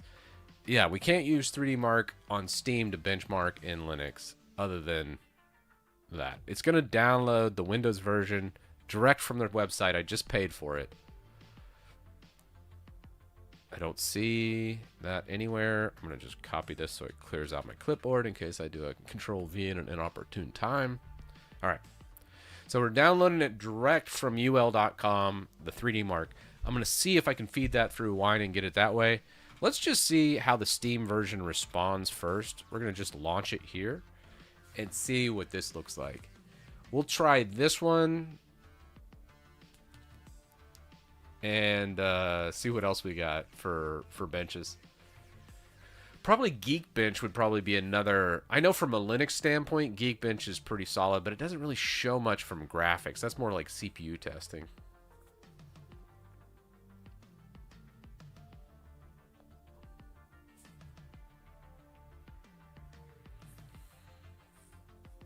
It'd be faster to use UniGen. Well, I would like to have UniGen... probably what's the other one? What is it? CPU Bench, Geekbench, and 3D Mark. I'm gonna see if I can't make some kind of wrapper script so we can launch it in Wine using just the official binary. This was like it was like $9 for whatever reason they gave it to me for $10, so that's good.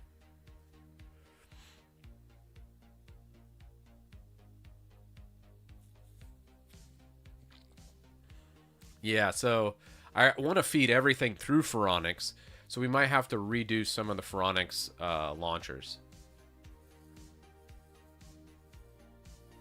But let's first see how it responds in Wine. Now we are also using... Let's just push this to a new workspace. Let's see what we get just running it through here. Ooh. That does not look great.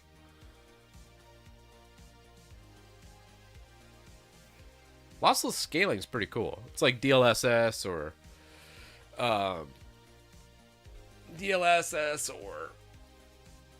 FSR. I'm sorry, I don't know why I was drawing a blank.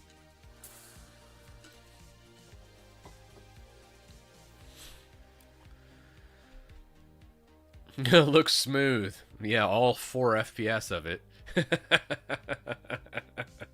Yeah, so this is Xeon with an Intel GPU, the B70, 32 gigs of VRAM. Not necessarily a gaming GPU at all. So I don't know, and we're feeding this through Wine. So I don't know what this is going to do.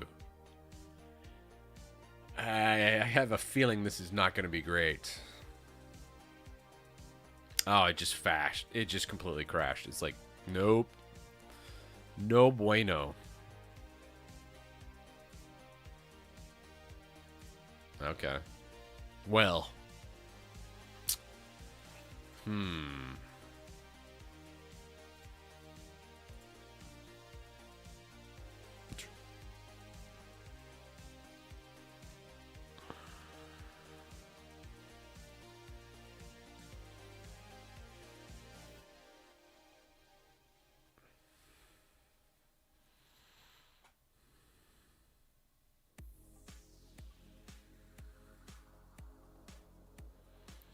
Oh, so I can log in here?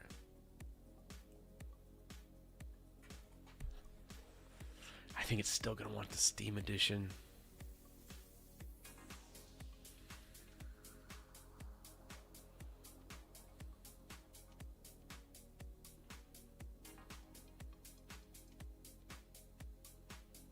Yeah, I think it's going to do it. 1 second, let me... lame. Ooh, I'm glad I switched off of that.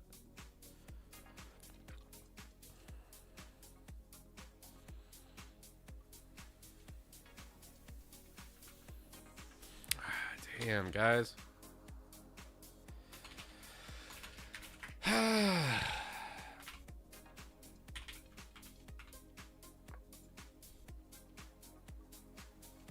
Let's go.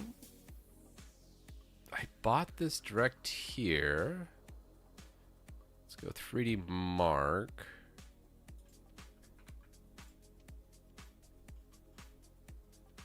Not now.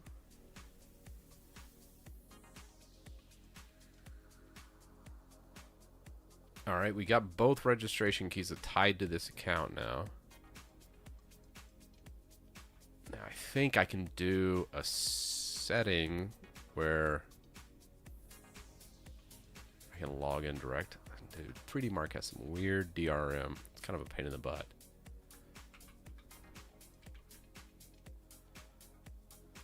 Yeah.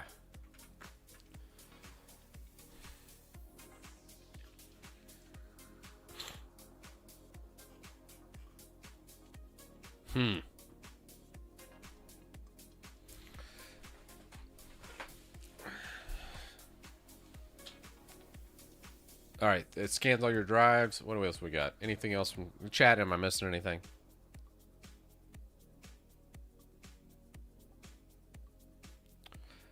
Yeah, so I've used Geekbench in the past. I've had good luck on that. Now, Geekbench, heck, I think it's even in the AUR. Let's close out of that. I'm just going to I want something. All right, Geekbench is there. I don't remember my Geekbench. All right, one more second. I'm going to try and log into my Geekbench. I remember I bought Geekbench too at one point in time. Let me log into that. Jeez. I bought Geekbench settings. Nope. Results. I have one Geekbench 6 on here. It looks like Geekbench 5 is where I had all my results.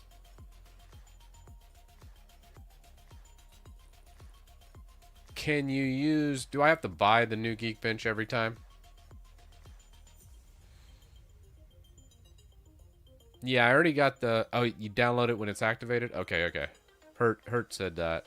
Let me grab 3D Mark again. Let me go to settings. I have this. Let's go.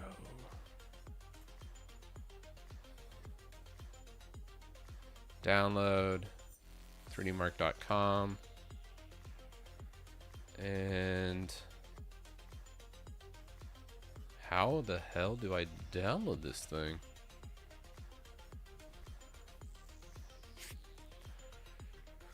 Alright, sorry. This is where I'm at on 3D Mark. If I go to settings, it exposes my key, so I can't really show that. And every time I go to settings and click on it right next to my key, it just redirects me to the download folder.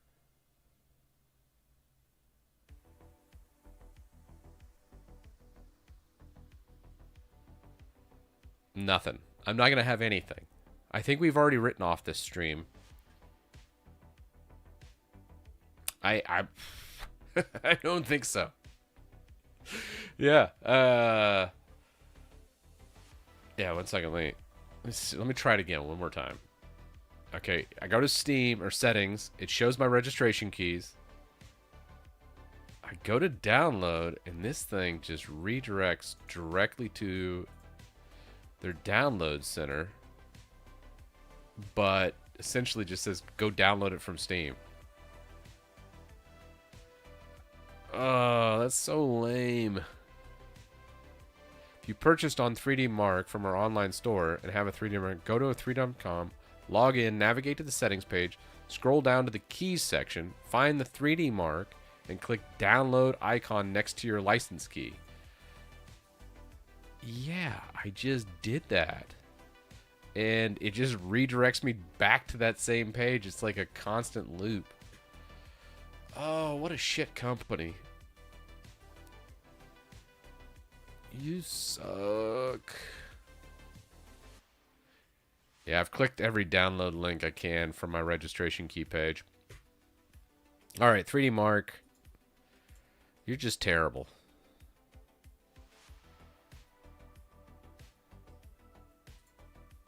Okay, maybe... Oh, wait. You can download it by filling out your license key and clicking download.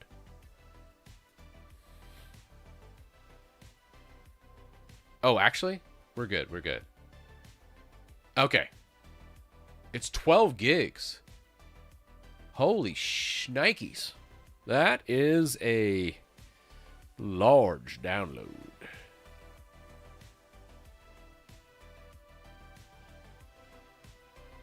Yeah. All right, anyways. It's coming in. It's coming in, y'all. So we got that going for us. I'm going to see on the Geekbench side of things. Yeah, all right, cool. All right, so we got 3D Mark here. Let's see what this looks like. 3D Mark Windows, copy. And let's come into .Phoronix.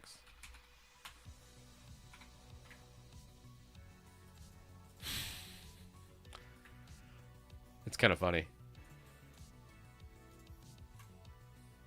Once you get the Phoronix Test Suite working, it's great, though.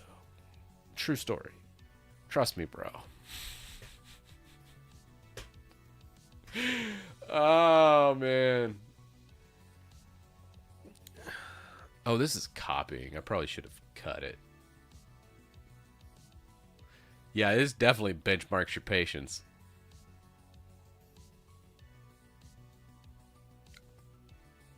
We can install the Geekbench browser while this is doing its thing. Kind of curious. Let's just try to install Geekbench. I don't know if my license will hold up on 6, though. It's been... I used to do some hardware stuff back in the day, and it's just, like, not worth it in 2026, so I never really bother. Because I really don't buy much. I mostly just do software stuff, but... requires an active internet connection. Automatically uploads.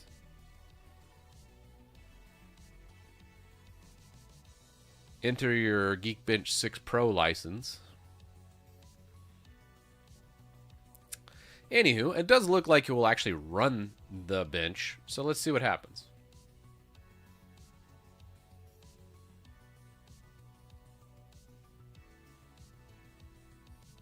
It's just not going to save to my account. Oh well. So be it.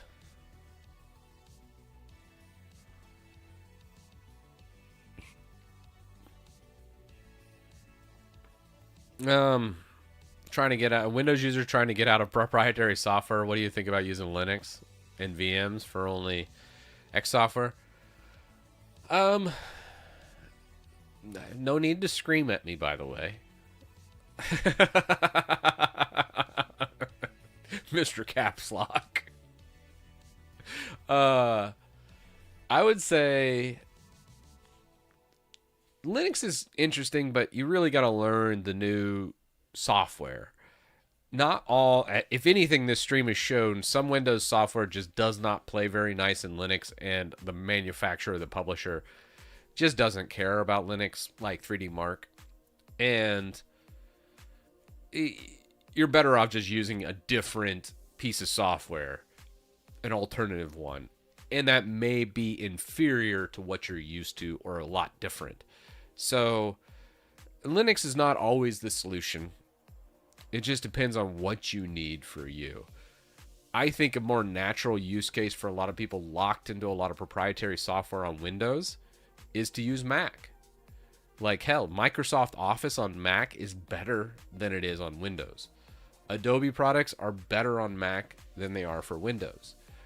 It's just, those are two pieces of software. They're real proprietary. I would say use something different or an alternative on Linux, but I know many of those are considered inferior to where if you have to use those, I would say Mac is a more transition or a more natural transition for what you need. And I wouldn't use Linux for that.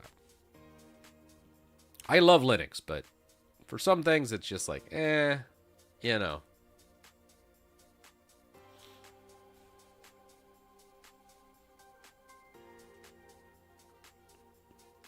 Yeah, for anti-cheat, it also depends. I think that's another big sticking point for many.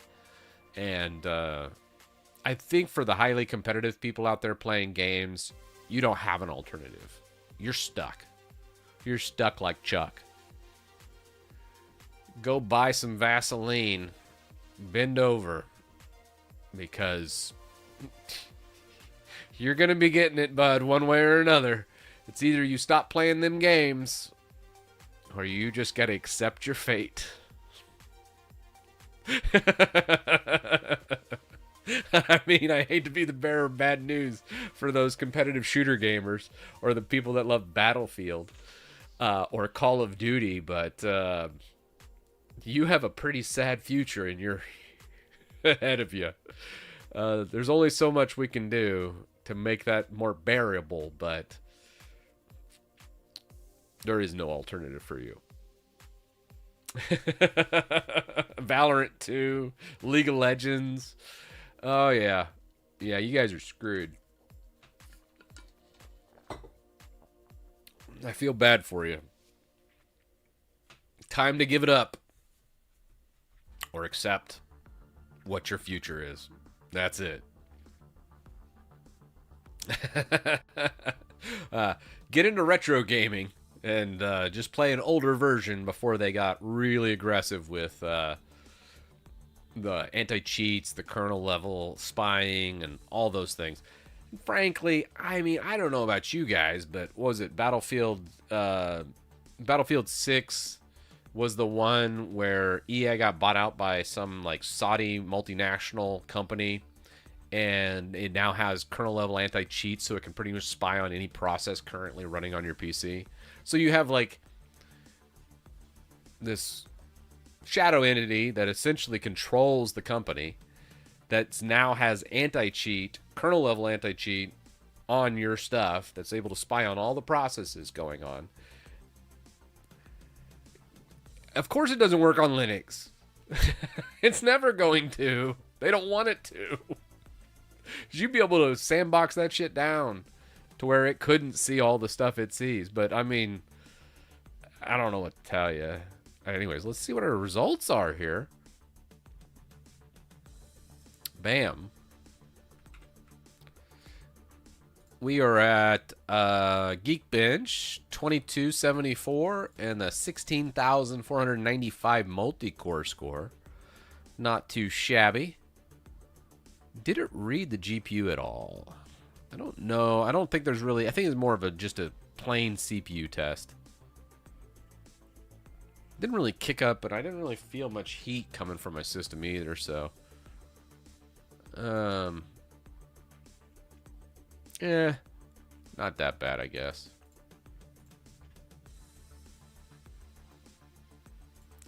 But I don't know how accurate that Geekbench is, because I didn't even hear my CPU really fire up. Like, even after that long bench, what are we at? Yeah, I'm at like 70 Celsius, where it's a Xeon processor under full load is going to be about 90 to 100 Celsius. So I don't even think it really stretched the legs of this PC using this Geekbench. So I wouldn't even trust that score. It's like, man, usually I can hear it when it kicks up. I didn't hear anything that time. Cinebench. Does Cinebench on Linux? This whole stream was just a throwaway, man. Let's see. Yeah, Windows and Mac for Cinebench. Let's see what the AUR has.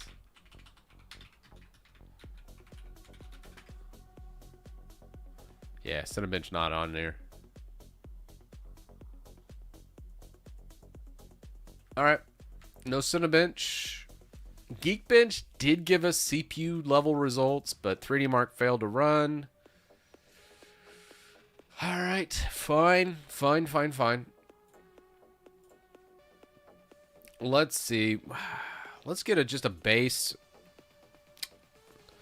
Need a quick Linux friendly Phoronix Test Suite GPU test focused on gaming. What tests are widely available? UniGen? We could try.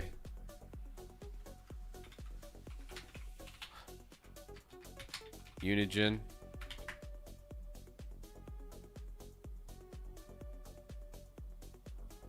UniGen. Hey, there's UniGen. Out of date though. Let's go for UniGen Heaven. My God, so many people. Let's grab the actual. Does it have a Linux binary? Open Benchmarks has it.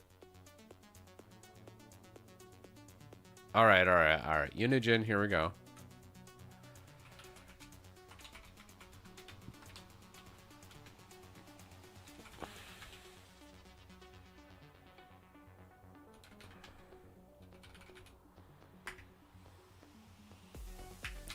Let's grep.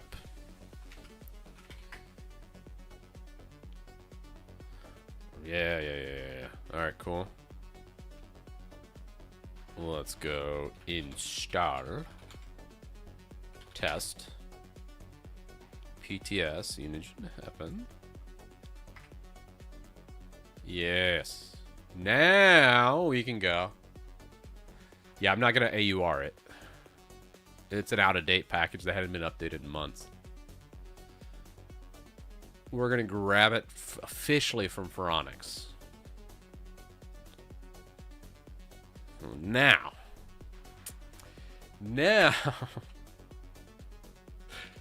People are like, at this point, I'm just gonna, Alright, we're gonna try UniGen Heaven. Let's just go 1080p. We're not gonna go crazy here. Full screen, please. Here we go. Save. We're gonna go UniGen 05 07. Bam. 1080p. Boom. And here we go. It's estimated for 14 minutes. Holy crap. 2 hours into the stream, we finally got a benchmark up. I should have done... Oh, I hear the whine. Oh, that is some whine. Intel has some weird coil whine noises. Oh, shit. Well, that's kind of concerning. I'm sure it's fine.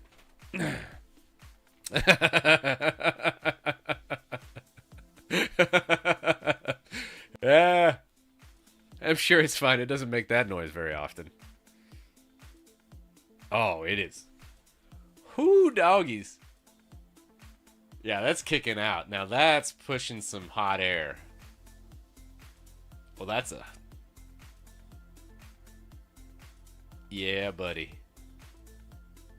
Smooth.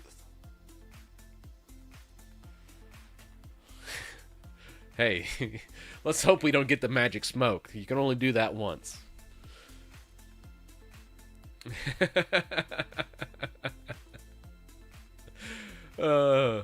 Yeah, old HP Wolf's really stretching them legs. Look at that.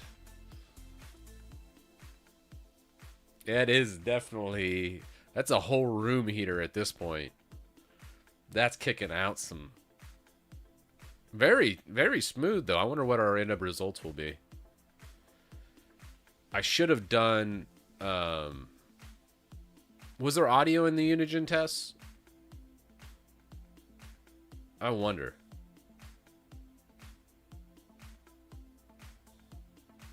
No. Okay, there isn't any audio in here. So, we'll just let this run, but... there was a lot of other UniGen tests in here. There was Heaven. There was about 5 or 6 of them. Super POS via PTS instead. Alright, let's try that, Mimosa.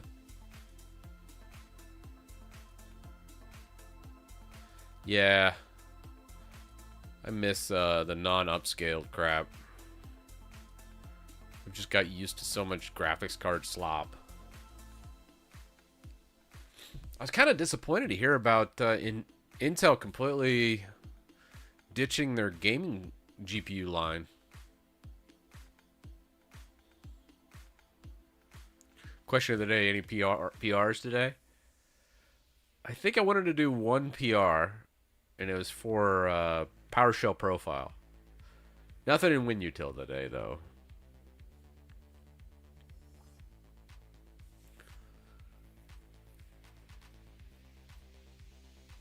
Yeah. Gabby just linked it. I mean, it's looking good, though. FPS is in the 300s. What's an average result? Should we try something a little newer?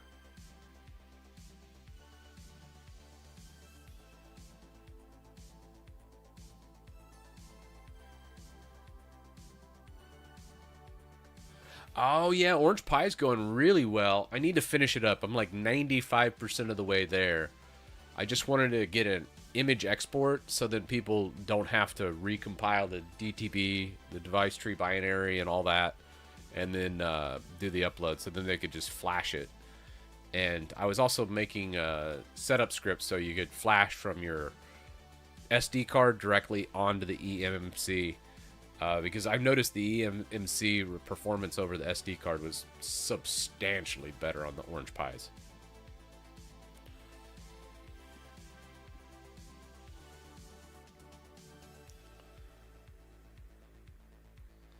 Dude, that FPS is kicking, though. Dang.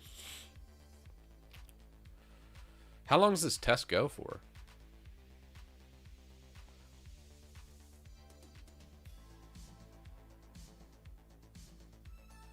Oh, it's doing it 3 times. Well, alright then.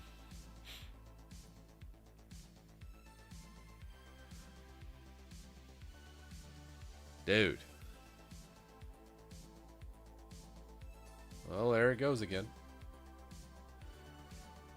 eMMC, I think, is like a soldered SD card, essentially.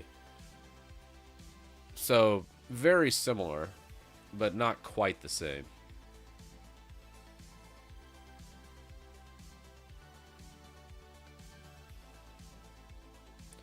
That seemed pretty fast. I don't know what the timing is, if anybody's keeping track of the time. We got 2 more of these.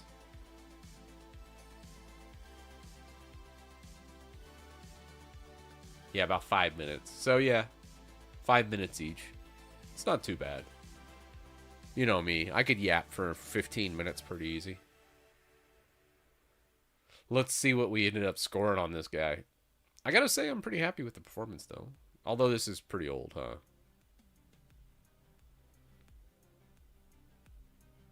Oh, it's too long, according to Steve from Gamers Nexus.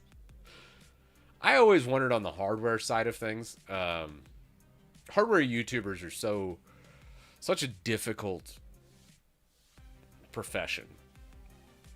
Because you spend days doing benchmarks. You have such a high bar for like cinematography and all that stuff. I feel like I lucked out because software-based YouTube is really surface level a lot of times.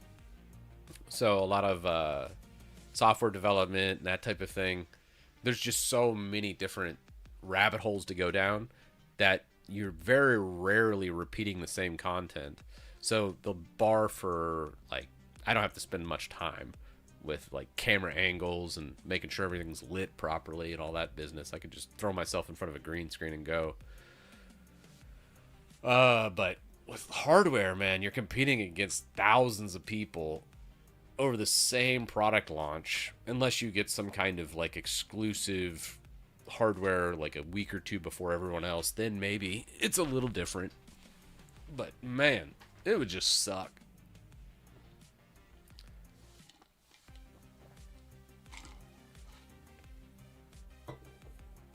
So how old is this test? Can I run it? Let's switch to another screen. Oh. Yeah, it's not allowing me to switch. So we'd have to switch out. It does say like if I go F2, does it wireframe? No. Yeah, we're locked in, guys. Switch to the TTY, yeah. All right. I'm going to take a short bio break as this runs because I need a little extra substance. I'm going to go for a long bike ride probably here in a bit. So I shall return in 7 minutes. So that should give it time for this second run to run and then end. I should be back by the time the third one's almost done. All right, guys. Be right back.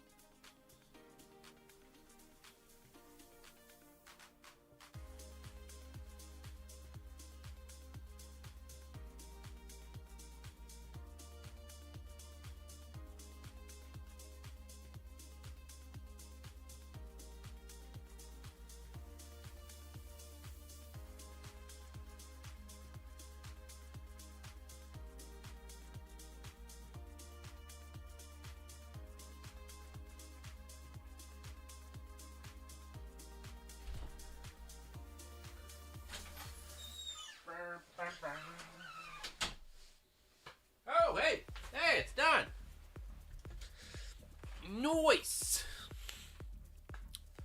How'd we do? We averaged about 270 something frames. All right. Deviation of only 0.44% between runs. Not bad. Damn, all right. That's not too shabby. Where do we come with? 274. Where are we at with that one? It's still a lot less than a 4070 Super's a 400. Dang.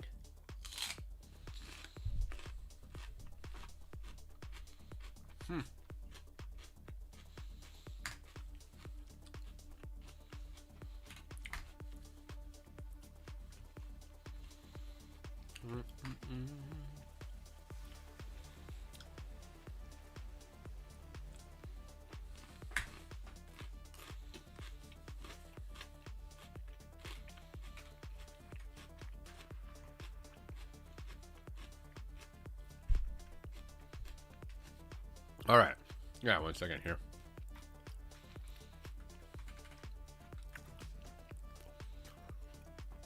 All right. UniGen. Open benchmarking. 1080p. Kind of shows a breakdown of all the different stuff here. Let me blow it up. Yeah, I know. The key flash. Oh, well. It's a 3D mark.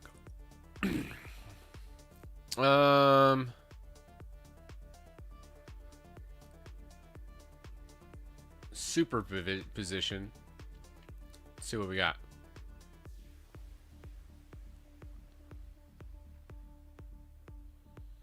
Gpard, is your Discord? Yeah, Discord's there.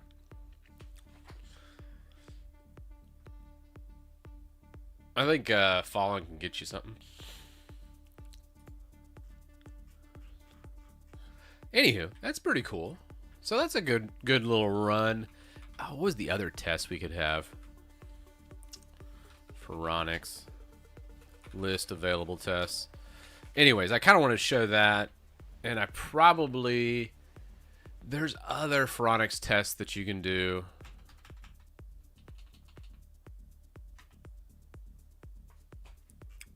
So you have... I think you could do a full suite, actually. I probably would do a full suite if I was doing like some kind of hardware channel on Linux, analyzing different things. Probably be the best.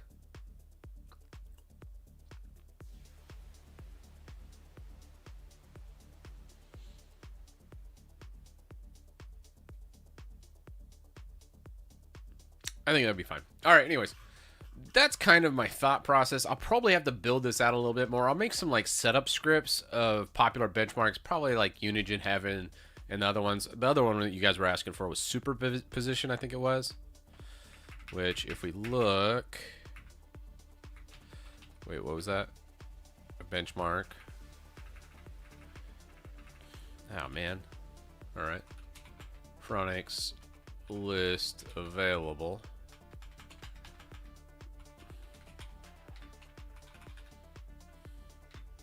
Was it tests? Yeah, that was it. And then let's grab UniGen. Superposition was the one you guys were asking. So you'd go Phoronix Test Suite, install, test, superposition. I wonder if there's like a Cyberpunk one as well. Or is it only in game?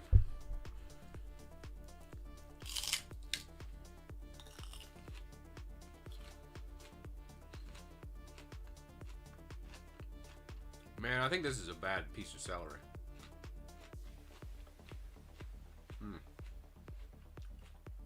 Shouldn't look like that. Shouldn't taste like that. It has been in my fridge for a bit. Now it's dried. A little funky. Just add some extra peanut butter. It'll be fine.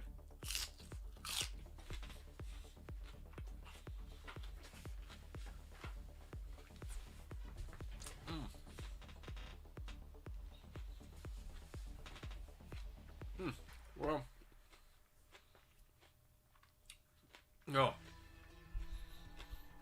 Don't eat white celery. Mm-mm.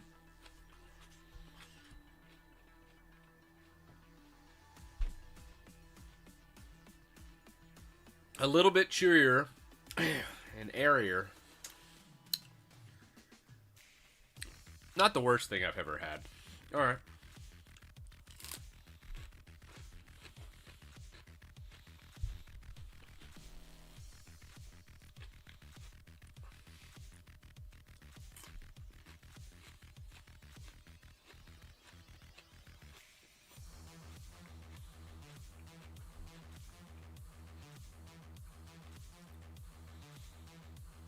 Nice.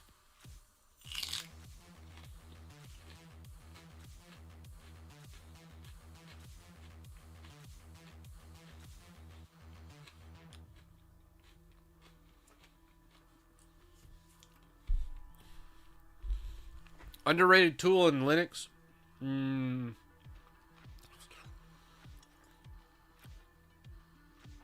trying to think. Probably from a... What's an underrated tool that nobody really uses? I really like NCDU.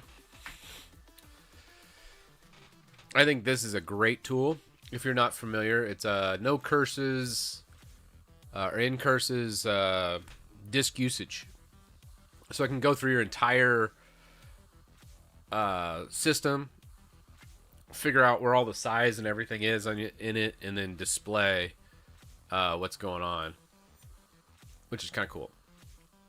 So NCDU would be my underrated one, which I use all the time. Overrated?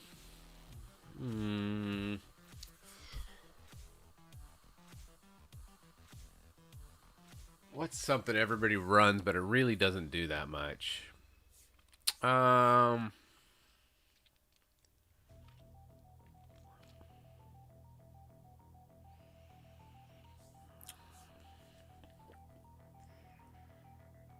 Chrome.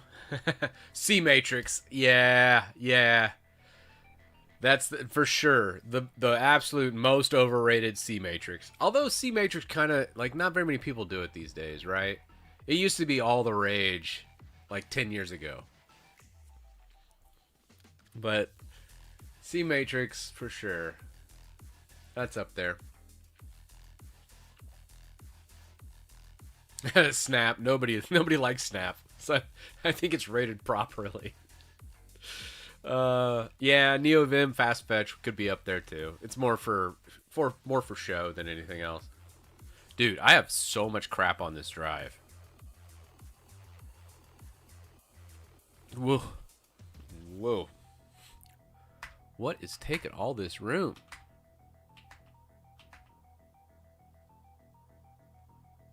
Games. Okay, well, that's okay. Not deleting that. Proxy media. Yeah. VMs. Not much.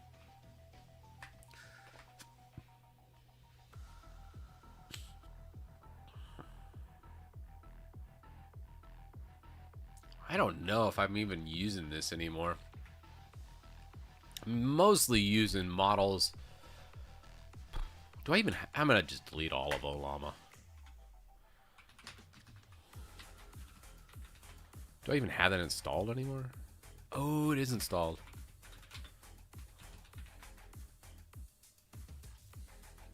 Nah, let's just purge it.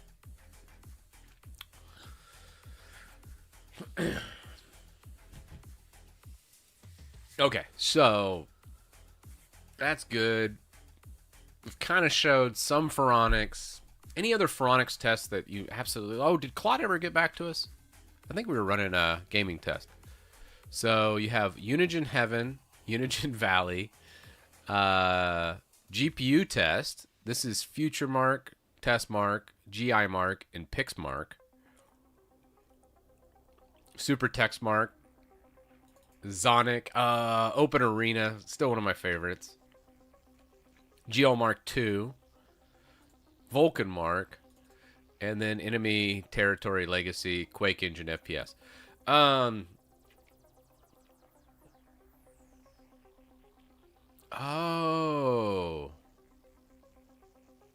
What you could do,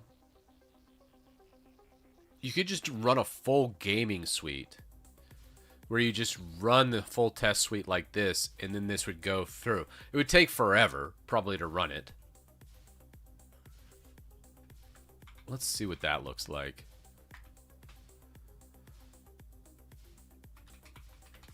The problem with some of these tests, though, is like all the YouTubers out there have been running the same tests forever. It's always 3D Mark, Geekbench on occasion, but UniGen, and then Cinebench. And that's kind of like they're stuck between this, and it's just like when a new Windows user comes to Linux, they want to just use their Windows programs, and it's like, we don't do that here. And to do benchmarking properly in Linux, I feel like these are the benchmarks you need to run, because it would show you more an accurate representation of the benchmarks that you need, a new user would need. But everyone would look at it and go, I don't know these games. I don't know that benchmark, particularly to compare from other YouTubers, because no one benchmarks properly.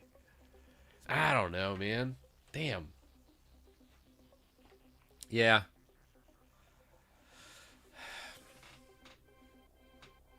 Yeah, so I guess that's why they chose running the game benchmarks instead of actual Phoronix Test Suite, maybe. I think you can just do gaming, right? Does that work? Is there install Test Suite?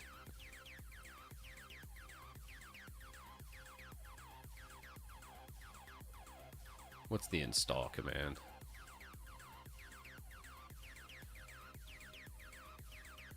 I don't think there is an install, really?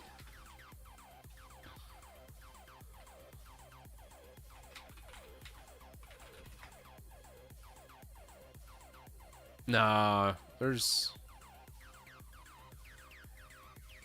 No, just install. Okay, great. So, probably...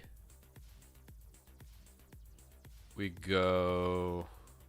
list available suites. So you just go Phoronix Test Suite, install gaming.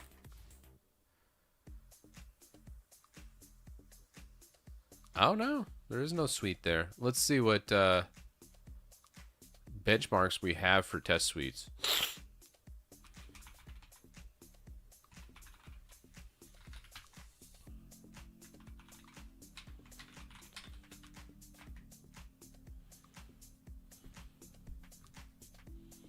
Is there a gaming test suite at all?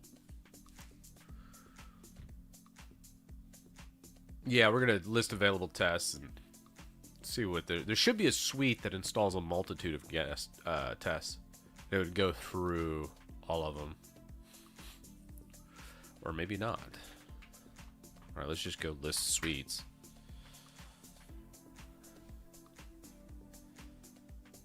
So you got desktop graphics, database, internet speed test,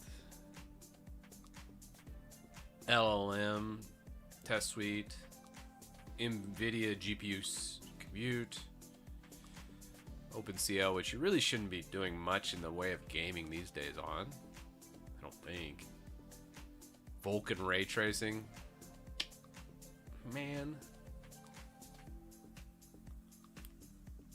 Let's see what Steam is.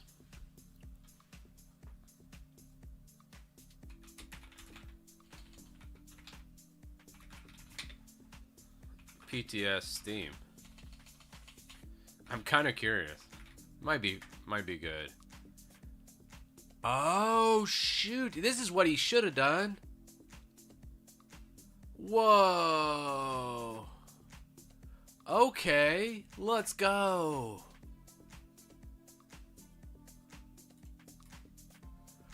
All right. Yeah.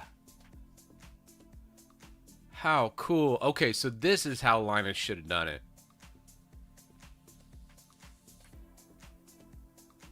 Damn. That'd be a lot of tests.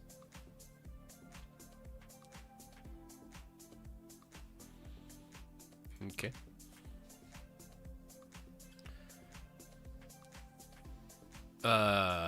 We probably should look to see how many games we're downloading.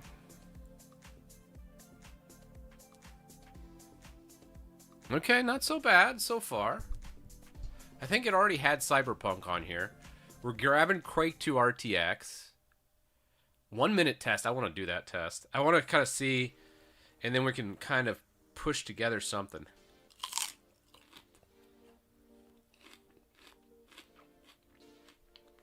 All right.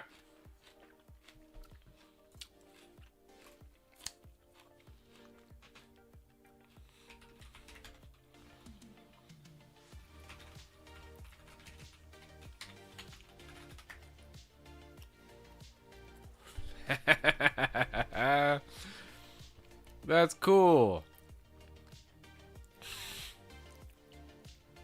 Although, what is actually installed on this thing? I want to see the Cyberpunk test, right? So, like, Cyberpunk. Do I have Civ 6 on here? No, I never bought that, did I? Oh, I probably should buy Civ 6. That's a good game. Yeah. GTA 5. Quake 2 RTX. I really, really want to run this test real fast. Phoronix Test Suite. Run. And I want to try PTS Quake 2 RTX real fast. So this is going to be a quick one. Let's do... Just go high. For denoiser, let's just go on, sure. And ray tracing. We're going to go... I'm not sure the difference between NV and KHR ray tracing. Tracing pipeline or ray query. Let's just try the first one. Although NV might be NVIDIA.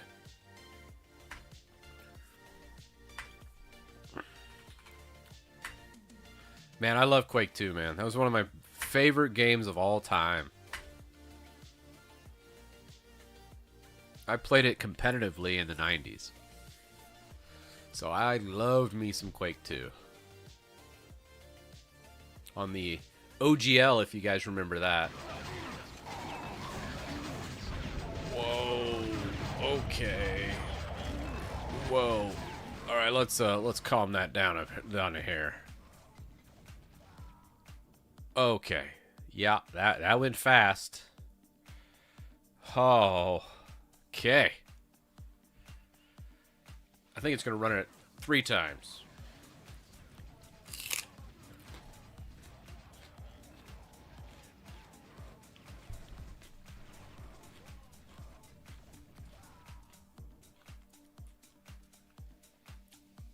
Did not produce a result, though. We'll try Cyberpunk next.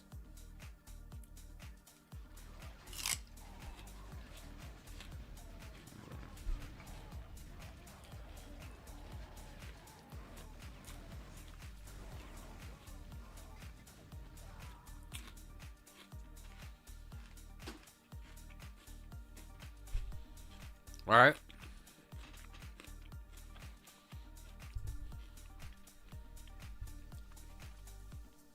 Test ran, but we did not get a result.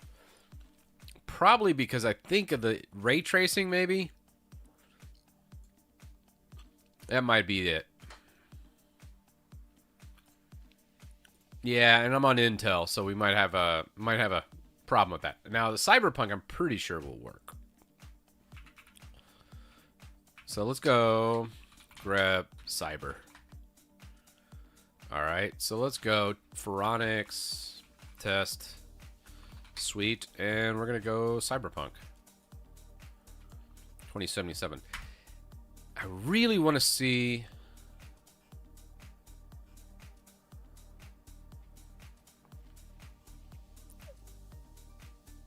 What? Why didn't that work? Oh, benchmark. Oh. Let's go benchmark. What's the difference between benchmark and run in Phoronix? Yeah, the API was NVIDIA. I think Fluffy was the problem. And I think I should have done benchmark instead of run. So let's just go 1080p. Let's go ultra. Yep. We'll just go test, sure. That's fine. All right, time to completion. We're going to do 3 runs. It says it should grab it. Okay, 1 second. Please don't bomb out on me. We did have a licensing agreement over here, so let's see what happens. Did this go somewhere else?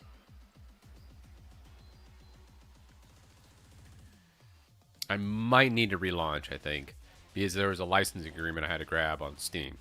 Let's cancel. Let's try that one more time.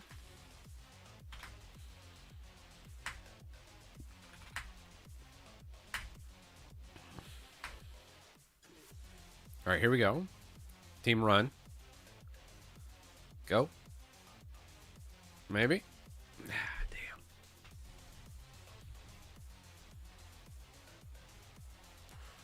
Why wouldn't it do it?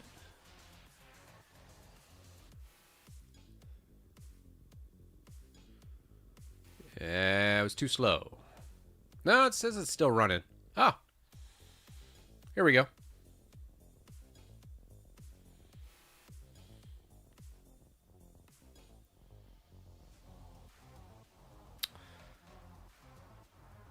Pretty fantastic.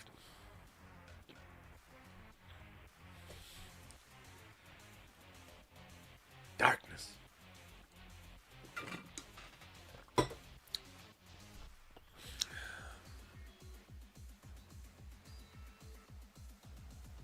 It might still run.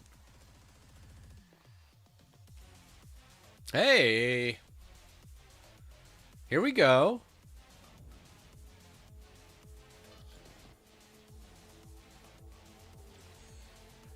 If it runs through Phoronix, shouldn't it auto-launch into the benchmark, though? All right. That's what I like to see. We got the frame times up here.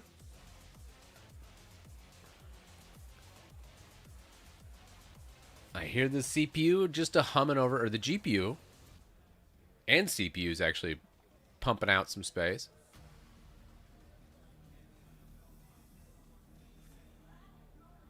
I'm happy with this.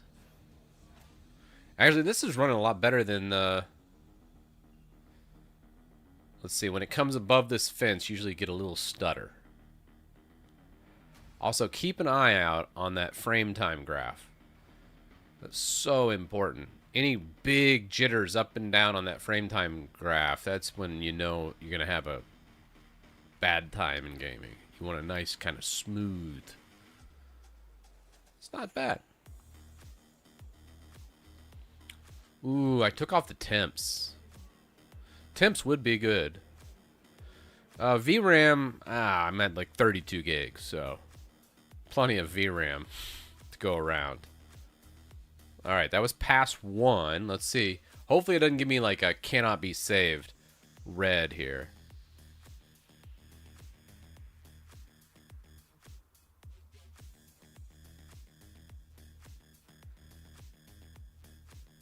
I think I just need to be patient. Let's just be patient with it.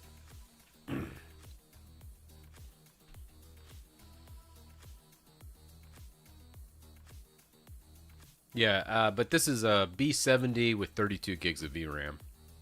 Intel. The whole reason I picked this card was because, one, I wanted to run some local LLMs, and then two, Resolve performance is amazing on it. So it's been great. It's been a great card, and it can do some games, as we're seeing today. But I don't really ever I don't think I've ever gamed on it, actually. So I can't even tell you how reliable it is.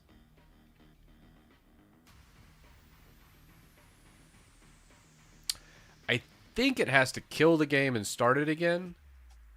Let's give it a second. I hear the CPU kind of calming down on me.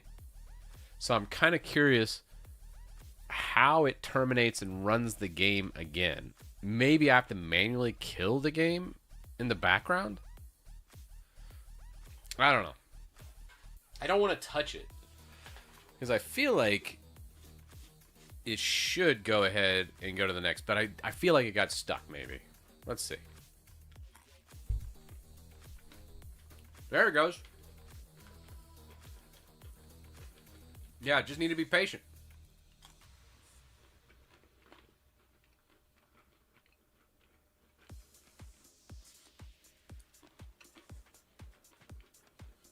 Oh yeah, the resolve edit video is definitely coming.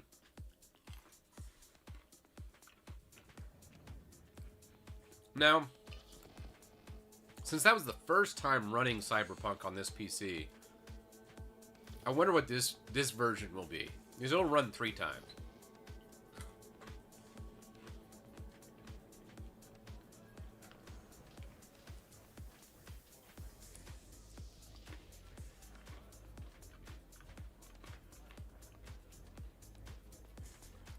I wonder if this has ray tracing or no.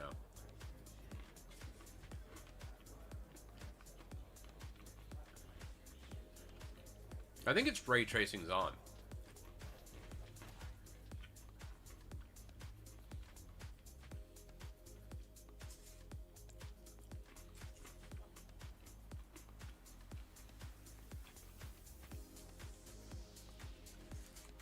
That run is smoother.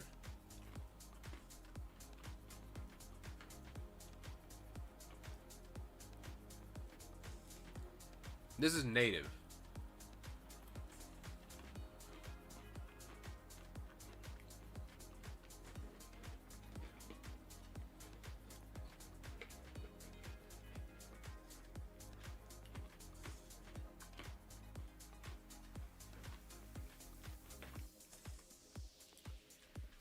All right.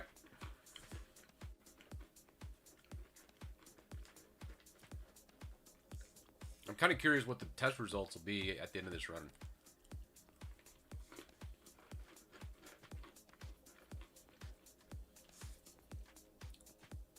But I haven't actually paid attention to the VRAM. Let's see. It'll show it on this one.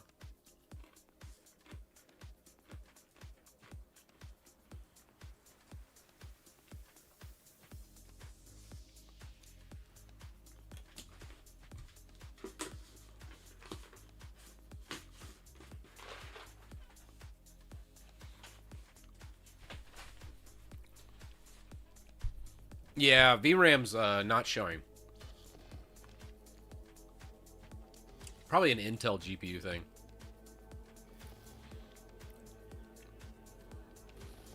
Now, I know a lot of YouTube videos are saying Intel GPUs are dead, but that's not what they're saying.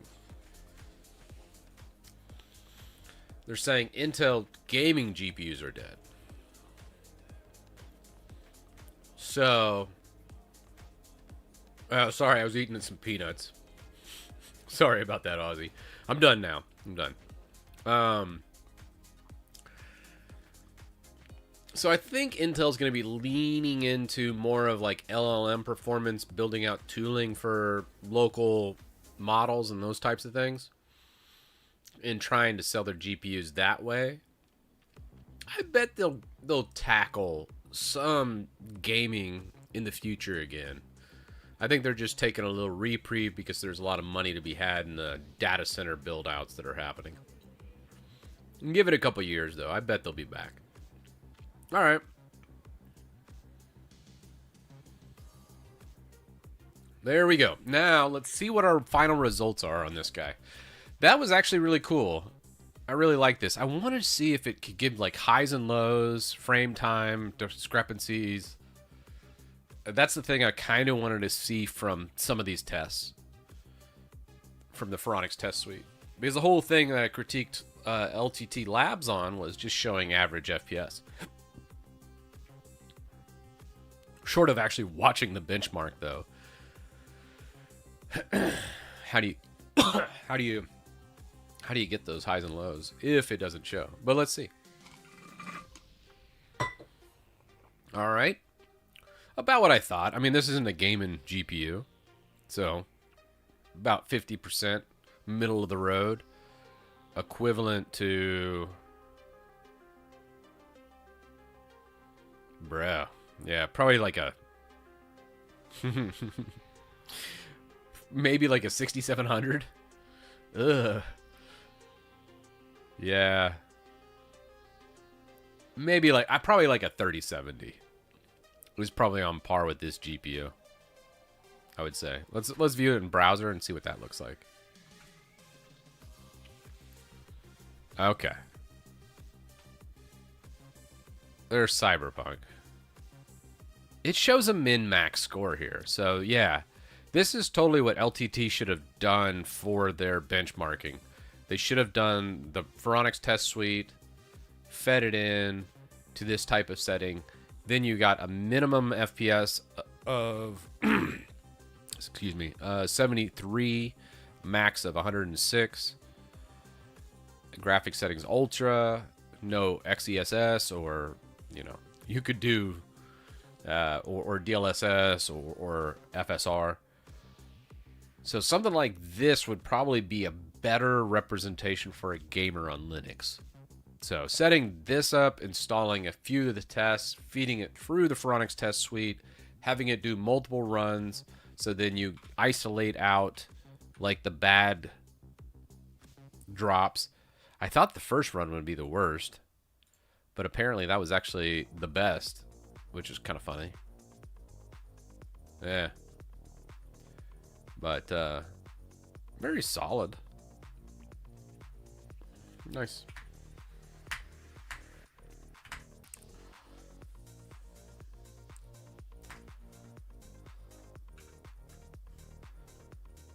Yeah. And then for the Quake 2 RTX, I probably would need to change the API from the NV ray tracing into another one, since I think this Intel chip couldn't quite get this API, so I think it screwed up when it went to that next scene. And I think it crashed. That's why it gave us this. Pretty neat, though. Anything else you guys wanted to see?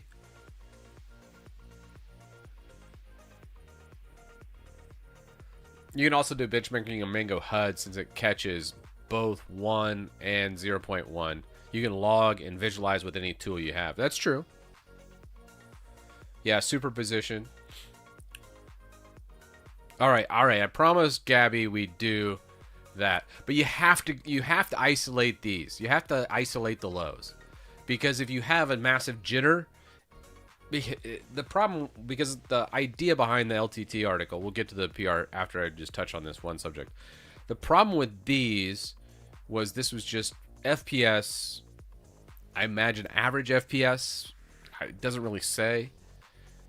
But there was no highs and lows, which you absolutely have to have that, because you can cheat and get higher FPS. Like, let's say, messing around with the swappiness and pushing everything low, you can jack up the FPS, but you'll have a terrible gaming experience. Even though your average FPS is now higher, your lows would be way worse. So you have to capture the highs and lows, because this is just not an accurate representation of what a gamer would experience based on distro.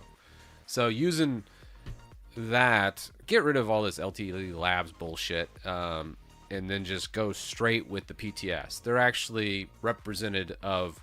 They've done benching in Linux for decades at this point, and I know they could do a better job. So get rid of this theming, redo this, run it in Phoronix Test Suite, put the PTS benches on here with highs and lows, because that is representative right here.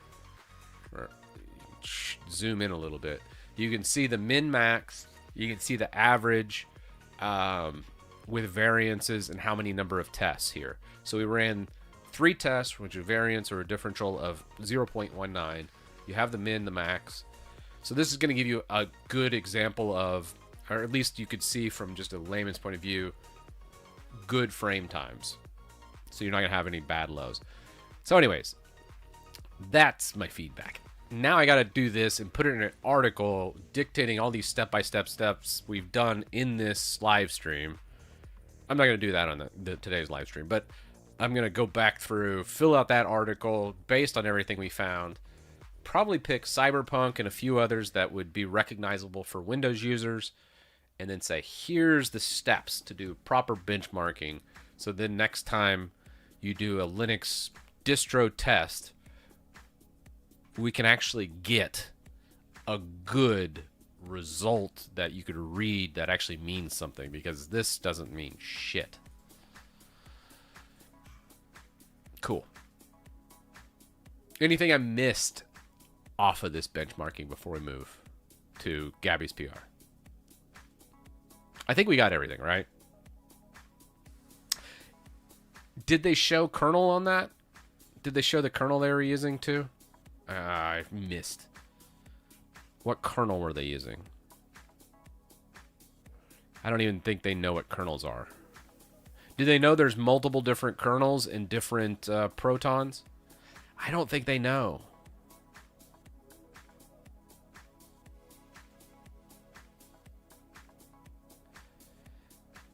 So they know there's different Mesa versions. No, here we go. No, they did put it here. Okay, good. They almost got everything. So they got the kernel.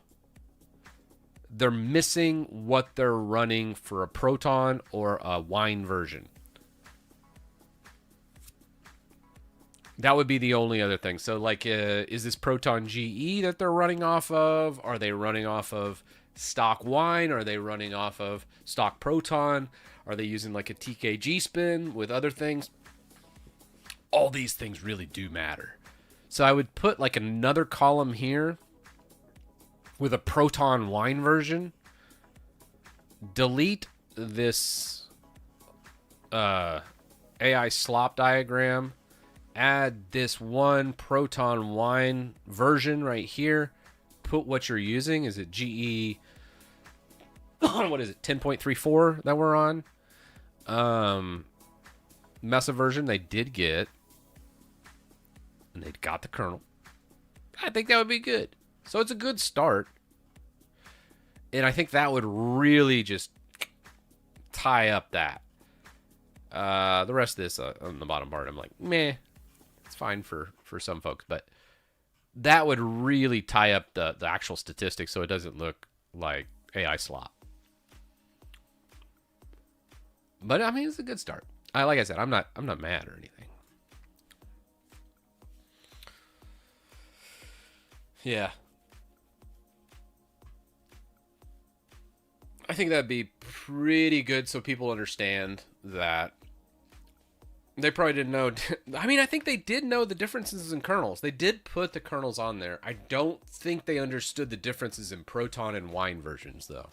So you can actually specify different Wine versions.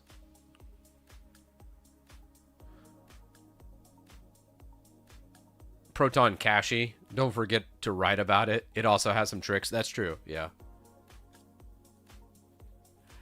Superposition. Yeah. I think doing like the superposition. Heaven is kind of funny, but it's such an old benchmark. I don't think how relevant it is today. So I probably would not do Haven or Heaven or whatever that benchmark is from UniGen. I probably would just do superposition, and then Cyberpunk's a good one to throw in. Most gamers would recognize that. And there's a few other ones in there. Yeah. And I think that would be enough recognition so a Windows user can see what those pieces of hardware are going in. All right, anyways. That was my dive into benchmarking and how to improve the current scene. Seeing someone as big as like LTT try to benchmark in Linux is good. So I just want to improve those benchmarks so then gamers can actually get an informed decision. So next time I go into work, my buddy at work's not going to go, did you see the LTT article? I'm going to install Pika OS. And I'm like, oh, God. No. I think he was rage baiting me anyways. All right. All right, guys. All right. I think Twitch chat's been nice enough to hang with me all this time. I promised I would do one PR. It's kind of funny. Did you guys catch that Claude was like, just install the gaming benchmark? That's not a thing. That's not a thing. It just made that up. We're going to do one PR so we can say we did something today, okay? All right, here we go. A refactor. A big refactor. Deleting 200 lines of code. You better not be deleting my aliases. Oh, you deleting the git ignore? Yeah, fair. I don't know why that was there anyways.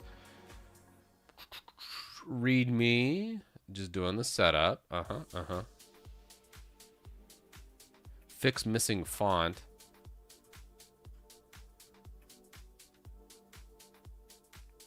I think we were having problems installing the font though. Are you installing any nerd fonts in this script? Let's see.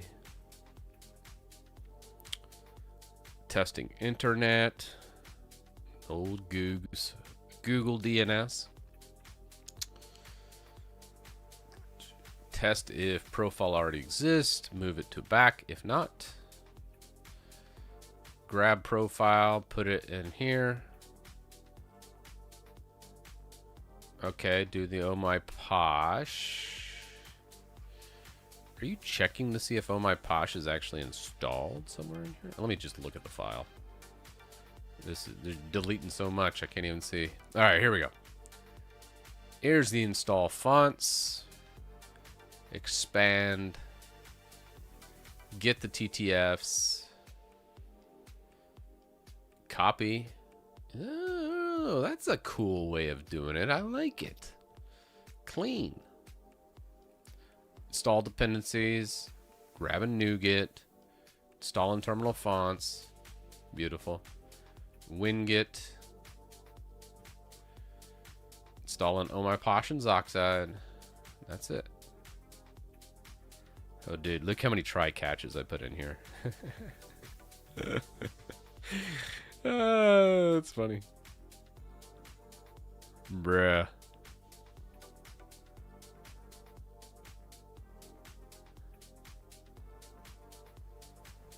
I probably would expand this to accept source agreements and package agreements. I think on new installs, it might error out if you don't put that. Oh, you tested it on a brand new install?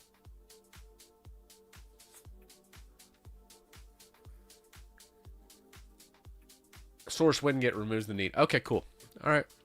If you tested it, well, let's go.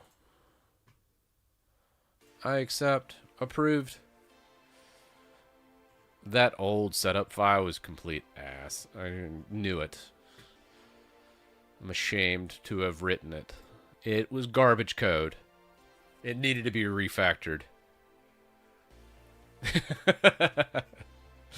The missing font was the problem with people not using Windows Terminal. Oh. Alright, what do we got here? Update. Win.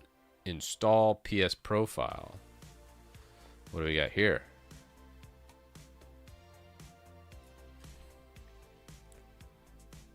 Ah, alright, cool. Install Windows Terminal, install PowerShell. This fixes the problem there. Launch Windows Terminal, new tab, PowerShell. Ooh, I like this. This is kind of a cool little command to launch Windows Terminal with a new tab with PowerShell.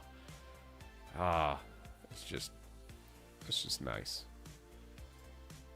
Now, you're not using a start process for this.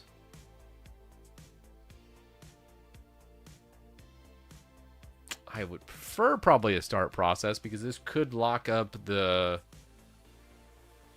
GUI if it's not using a run space, correct?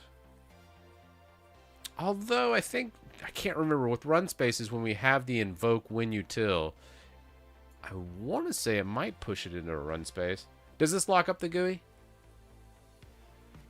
Okay, cool. I couldn't remember. All right, good stuff.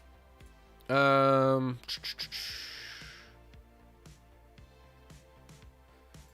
maybe if it fails to install Windows Terminal, we might have it break out of the function and just say cannot install with a pop-up or something. Say cannot install Windows Terminal, can't use PowerShell profile or something like that. Windows 10 users. Windows 10 users where they can't install Windows Terminal because of like a missing dependency, they'll it'll fail on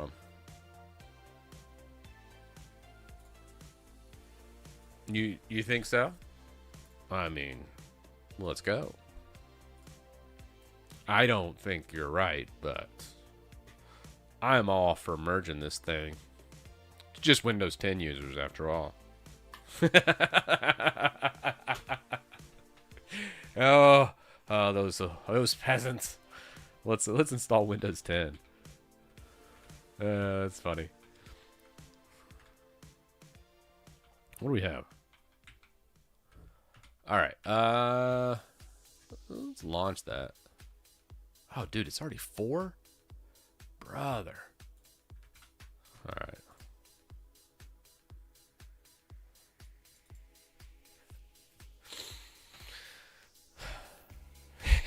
I'm kidding. I like my Windows 10 users. It should work on Windows 10. It's only going to fail on like Windows 10 users that are on 1803 and before. There's no way WinGet works on 1803 and before. But you shouldn't be running that old of Windows 10. Like that version of Windows 10 is like from 2017 and before. So if you haven't updated Windows in the last 9 years, that's not going to work. So it would still fail on that user set, but bruh, they'll be using a 9-year-old Windows 10. But there's going to be people.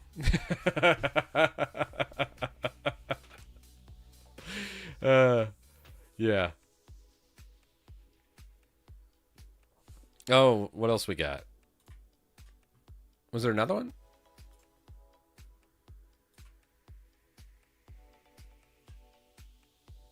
Oh, this is from March.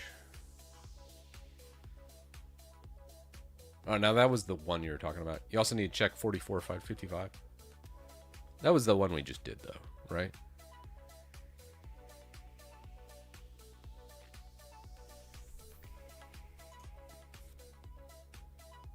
No.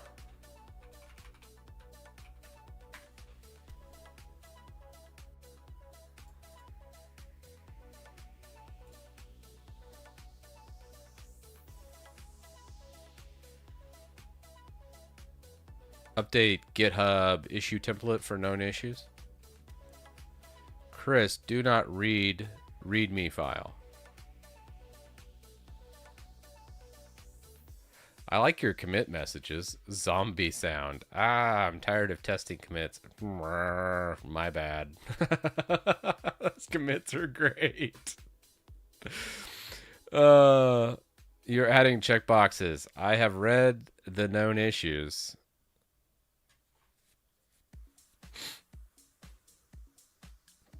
Do we need this?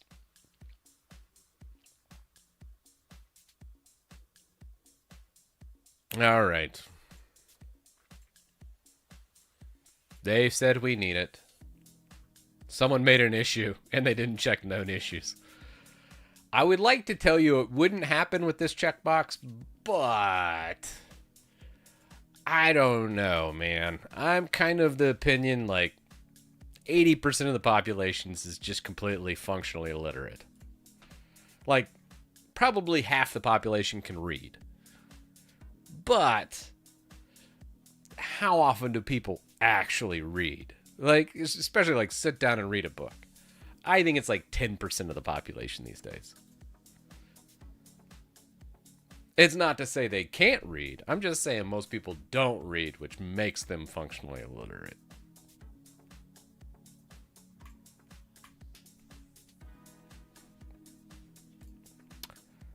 I just an observation. Don't shoot the messenger here. If you haven't read a book in the last year, then yeah, you're probably functionally illiterate.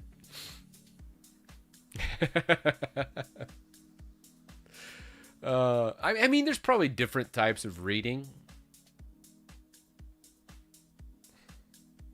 But I don't know. As I read more, especially when it comes to like news articles or something like that, I'm just like, yeah, I don't know, man. I don't think anybody's reading this. Oh, Blue. My boy Blue. linutil 1268. Sure, why not? Let's go. Let's go. Oh, pictures of PC setup. What's that?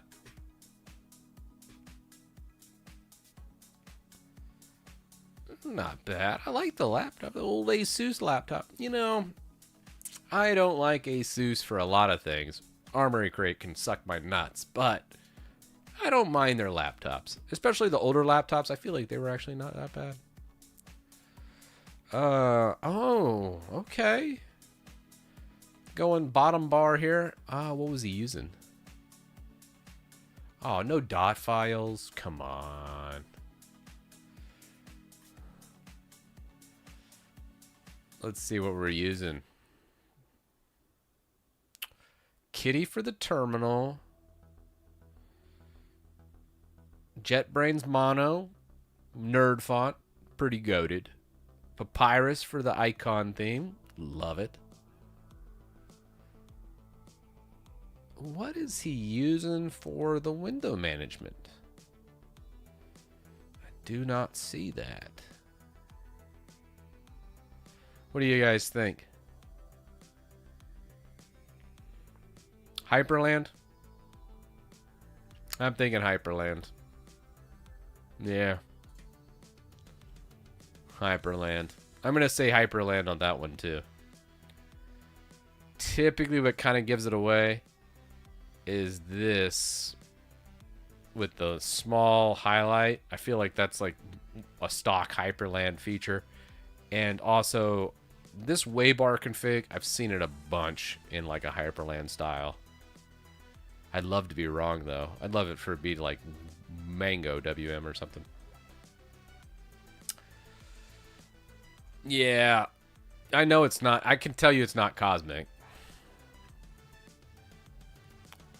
Look, it has 1,000 packages installed. If that was Cosmic, it'd be like 3,000.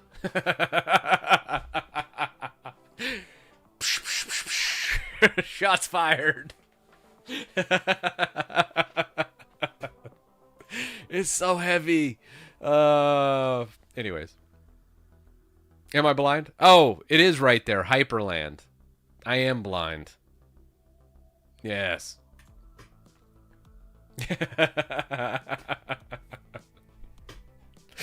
That's a good one. I love it. I love it. I always love looking at folks' setups. All right, sorry. What was I doing? You guys said something. Oh yeah, linutil. Blue said something. All right, 1254, wasn't it? No. 1250. There's no 1254. There was something, but I no longer see it.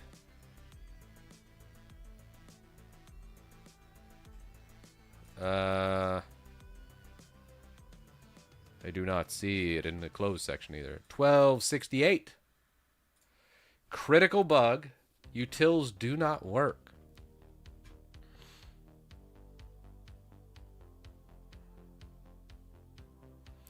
Going to utilities and select any other option will get the following error. Really?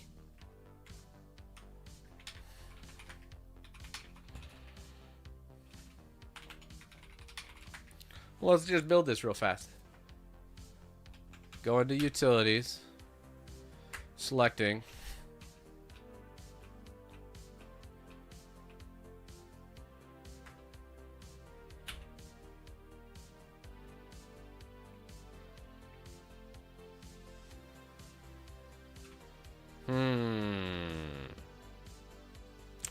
Interesting. Let's go numlock on startup. Sure. Okay. I see what's happening here.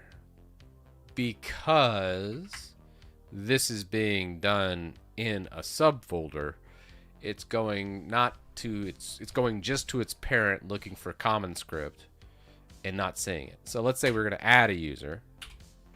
Util functions errored out because we're in a subdirectory of this folder and the common script's in the other one. So looking at what we have here, we just need to fix that. Let's fix that, shall we?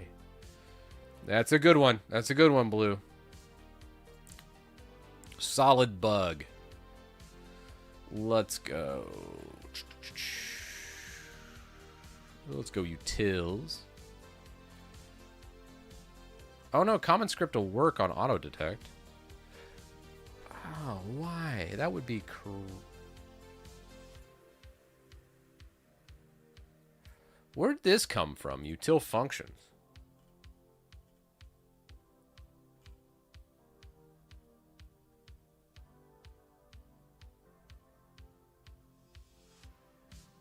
It's going back one directory. Oh, it's right there.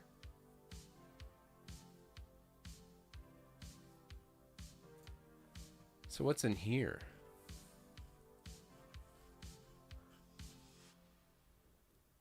Interesting.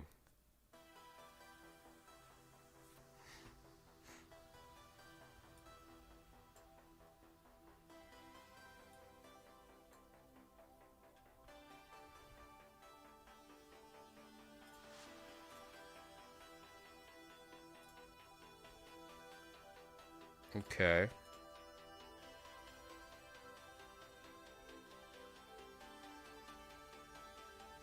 We're just going to throw in the parent directory. I think when the embed happens, when it gets compiled into Rust, it's looking back in this folder and it's not able to go up one folder. All utilities, I think it's squashed into a single directory. So if you wanted to reference that from a subdirectory, you would either need to just source it direct with a dot without going to the parent directory, or just throw it in the parent. I'll probably just throw it in the parent. Man, what is going on here? Oh, VS Code's screwing up, man. What?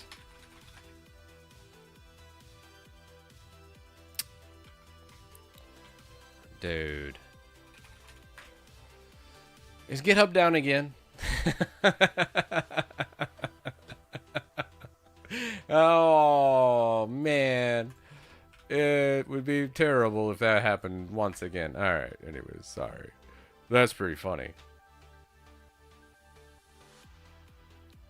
I don't know. Yeah. I had like Git up, and then I think I even did like a Forge Joe and a few other local Git repositories, and I was just like, I just didn't like how it complicated things for me. And I was just like, I don't really want to manage a Git. So I'm kind of like, nah, screw it. I did go ahead and create a Codeberg account, though, just in case. I might toss some stuff over on Codeberg. If I was going to move from GitHub to another hosted platform, I think I'd do Codeberg. Out of all the ones like Bitbucket, GitLab, SourceHut, I think Codeberg is my favorite GitHub alternative. Yeah. GitLab is nice. I don't know about GitLab. I don't know. Just never. Yeah, just one of those things. All right. Can't remember. Did I just do this? No, I was in tabs. We'll just manually do it. Like the olden days. Which one is this? Is this add user? Yeah, add to group. I bet you we source this direct, and I bet it would work. What do you think? Let's see if that fixes it.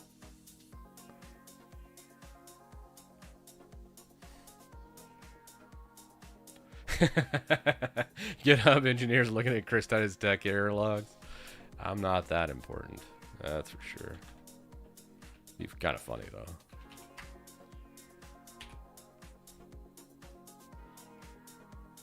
Okay, file not found.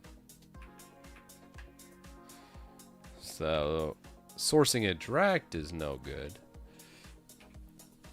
And doing that, technically that should work, but it doesn't. Why?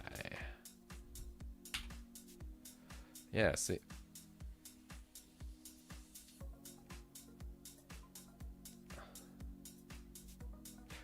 Oh,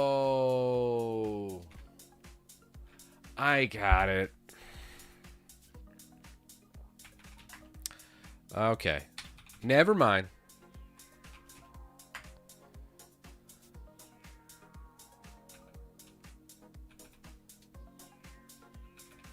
You can't source it like that because it's already being sourced. You're sourcing it again, so it's like a nested source in there.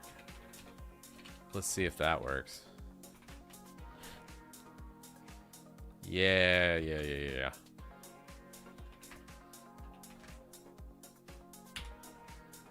Yeah.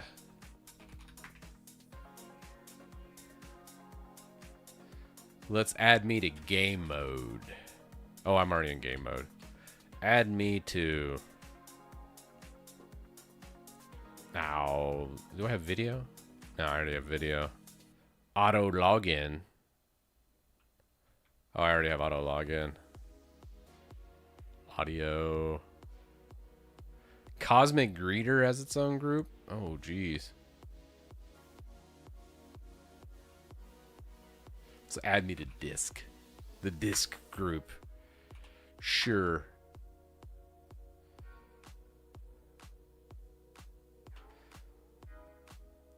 Was that case sensitive?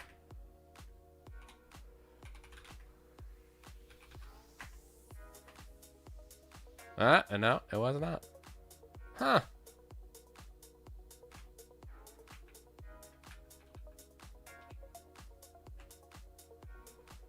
Let's try it on this one.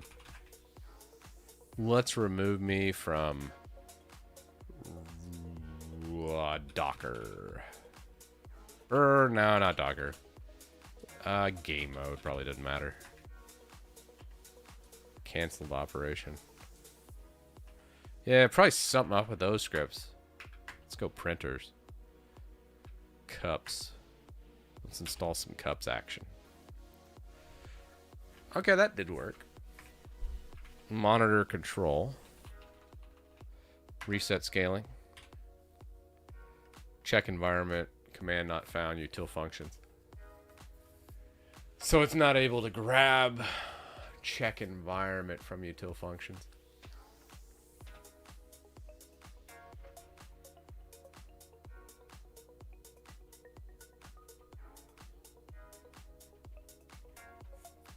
Yeah, printers work.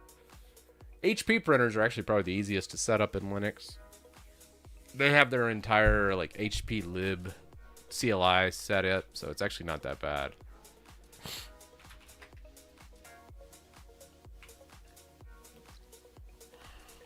So when I'm looking at this, it'd probably be right here.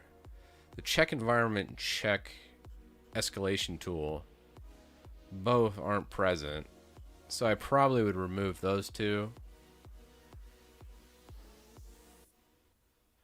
Because that should technically already be done. What's setup xrandar doing?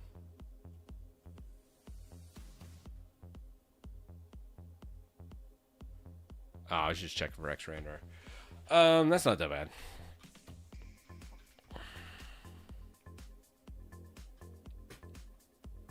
Oh, I know. I hate HP. Yeah, I'm not saying their printers are any good, especially since they lock everybody in with their ink. It's awful.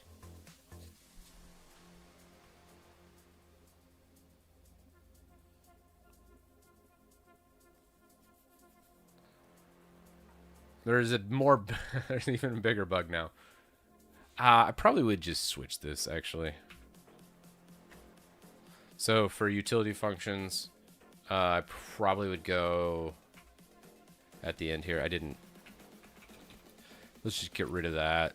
When it calls common script, it's going to check the environment and escalation tool anyways, so it should be fine. So now if we go for a run, and we go to utilities, monitor control, reset scaling.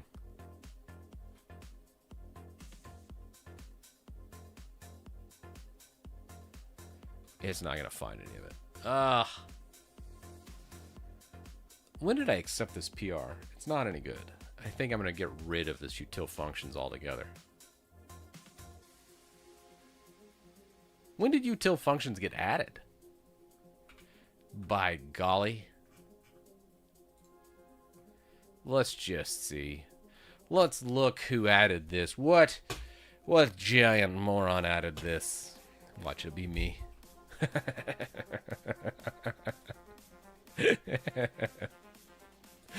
Who is this idiot? Let's see. No. Let's go back. Util functions. Where did you come from 8 months ago? Oh, dude, it's been in here for a minute. Oof. Okay. 2024. Okay, I thought it was like a recent thing. Damn.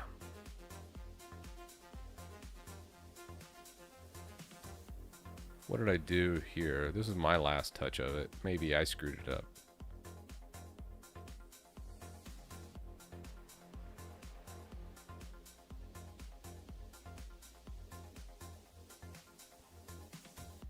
I think I screwed it up. You see nothing. Nothing to see here. Nothing to see here. Yep, nothing to see. Just a silly person. Oopsies. I think that was my bad. I don't know why I switched that. But I bet this works. Yeah. Good stuff. Good stuff. Thank you, Blue, for the wonderful bug report. That was fantastic. Let's just look at 268 is the one there. And we're going to just create us a new branch. We're going to call fix util script common script. We're going to bring those changes over into here. We're going to publish that branch. Then we're just going to commit, push to origin, preview the pull request, create pull request. Come on over in here. We're just going to go bug fix, description, fix util, subdirectory,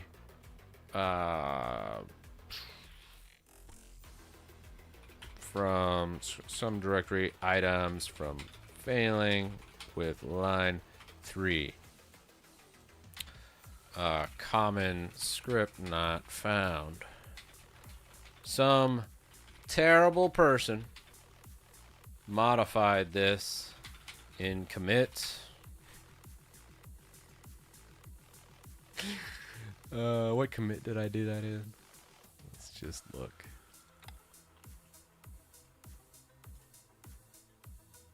It's just the Easter eggs I like to leave. It's just fun. If anybody ever does look at my PRs, they're gonna like, huh. All right, let's grab that Shaw. Yeah. And commit, bam. Resolves, what was it, 1268? Yeah, that was it. Screenshots. No longer errors when running utils. Create the pull request. All right, we got a bug fix. Resolves the utils doesn't work. Fixes all components. We'll go ahead and let that lint. Yeah. Anybody that knows how to follow GitHub commits will laugh at that. Ah, it'll be good.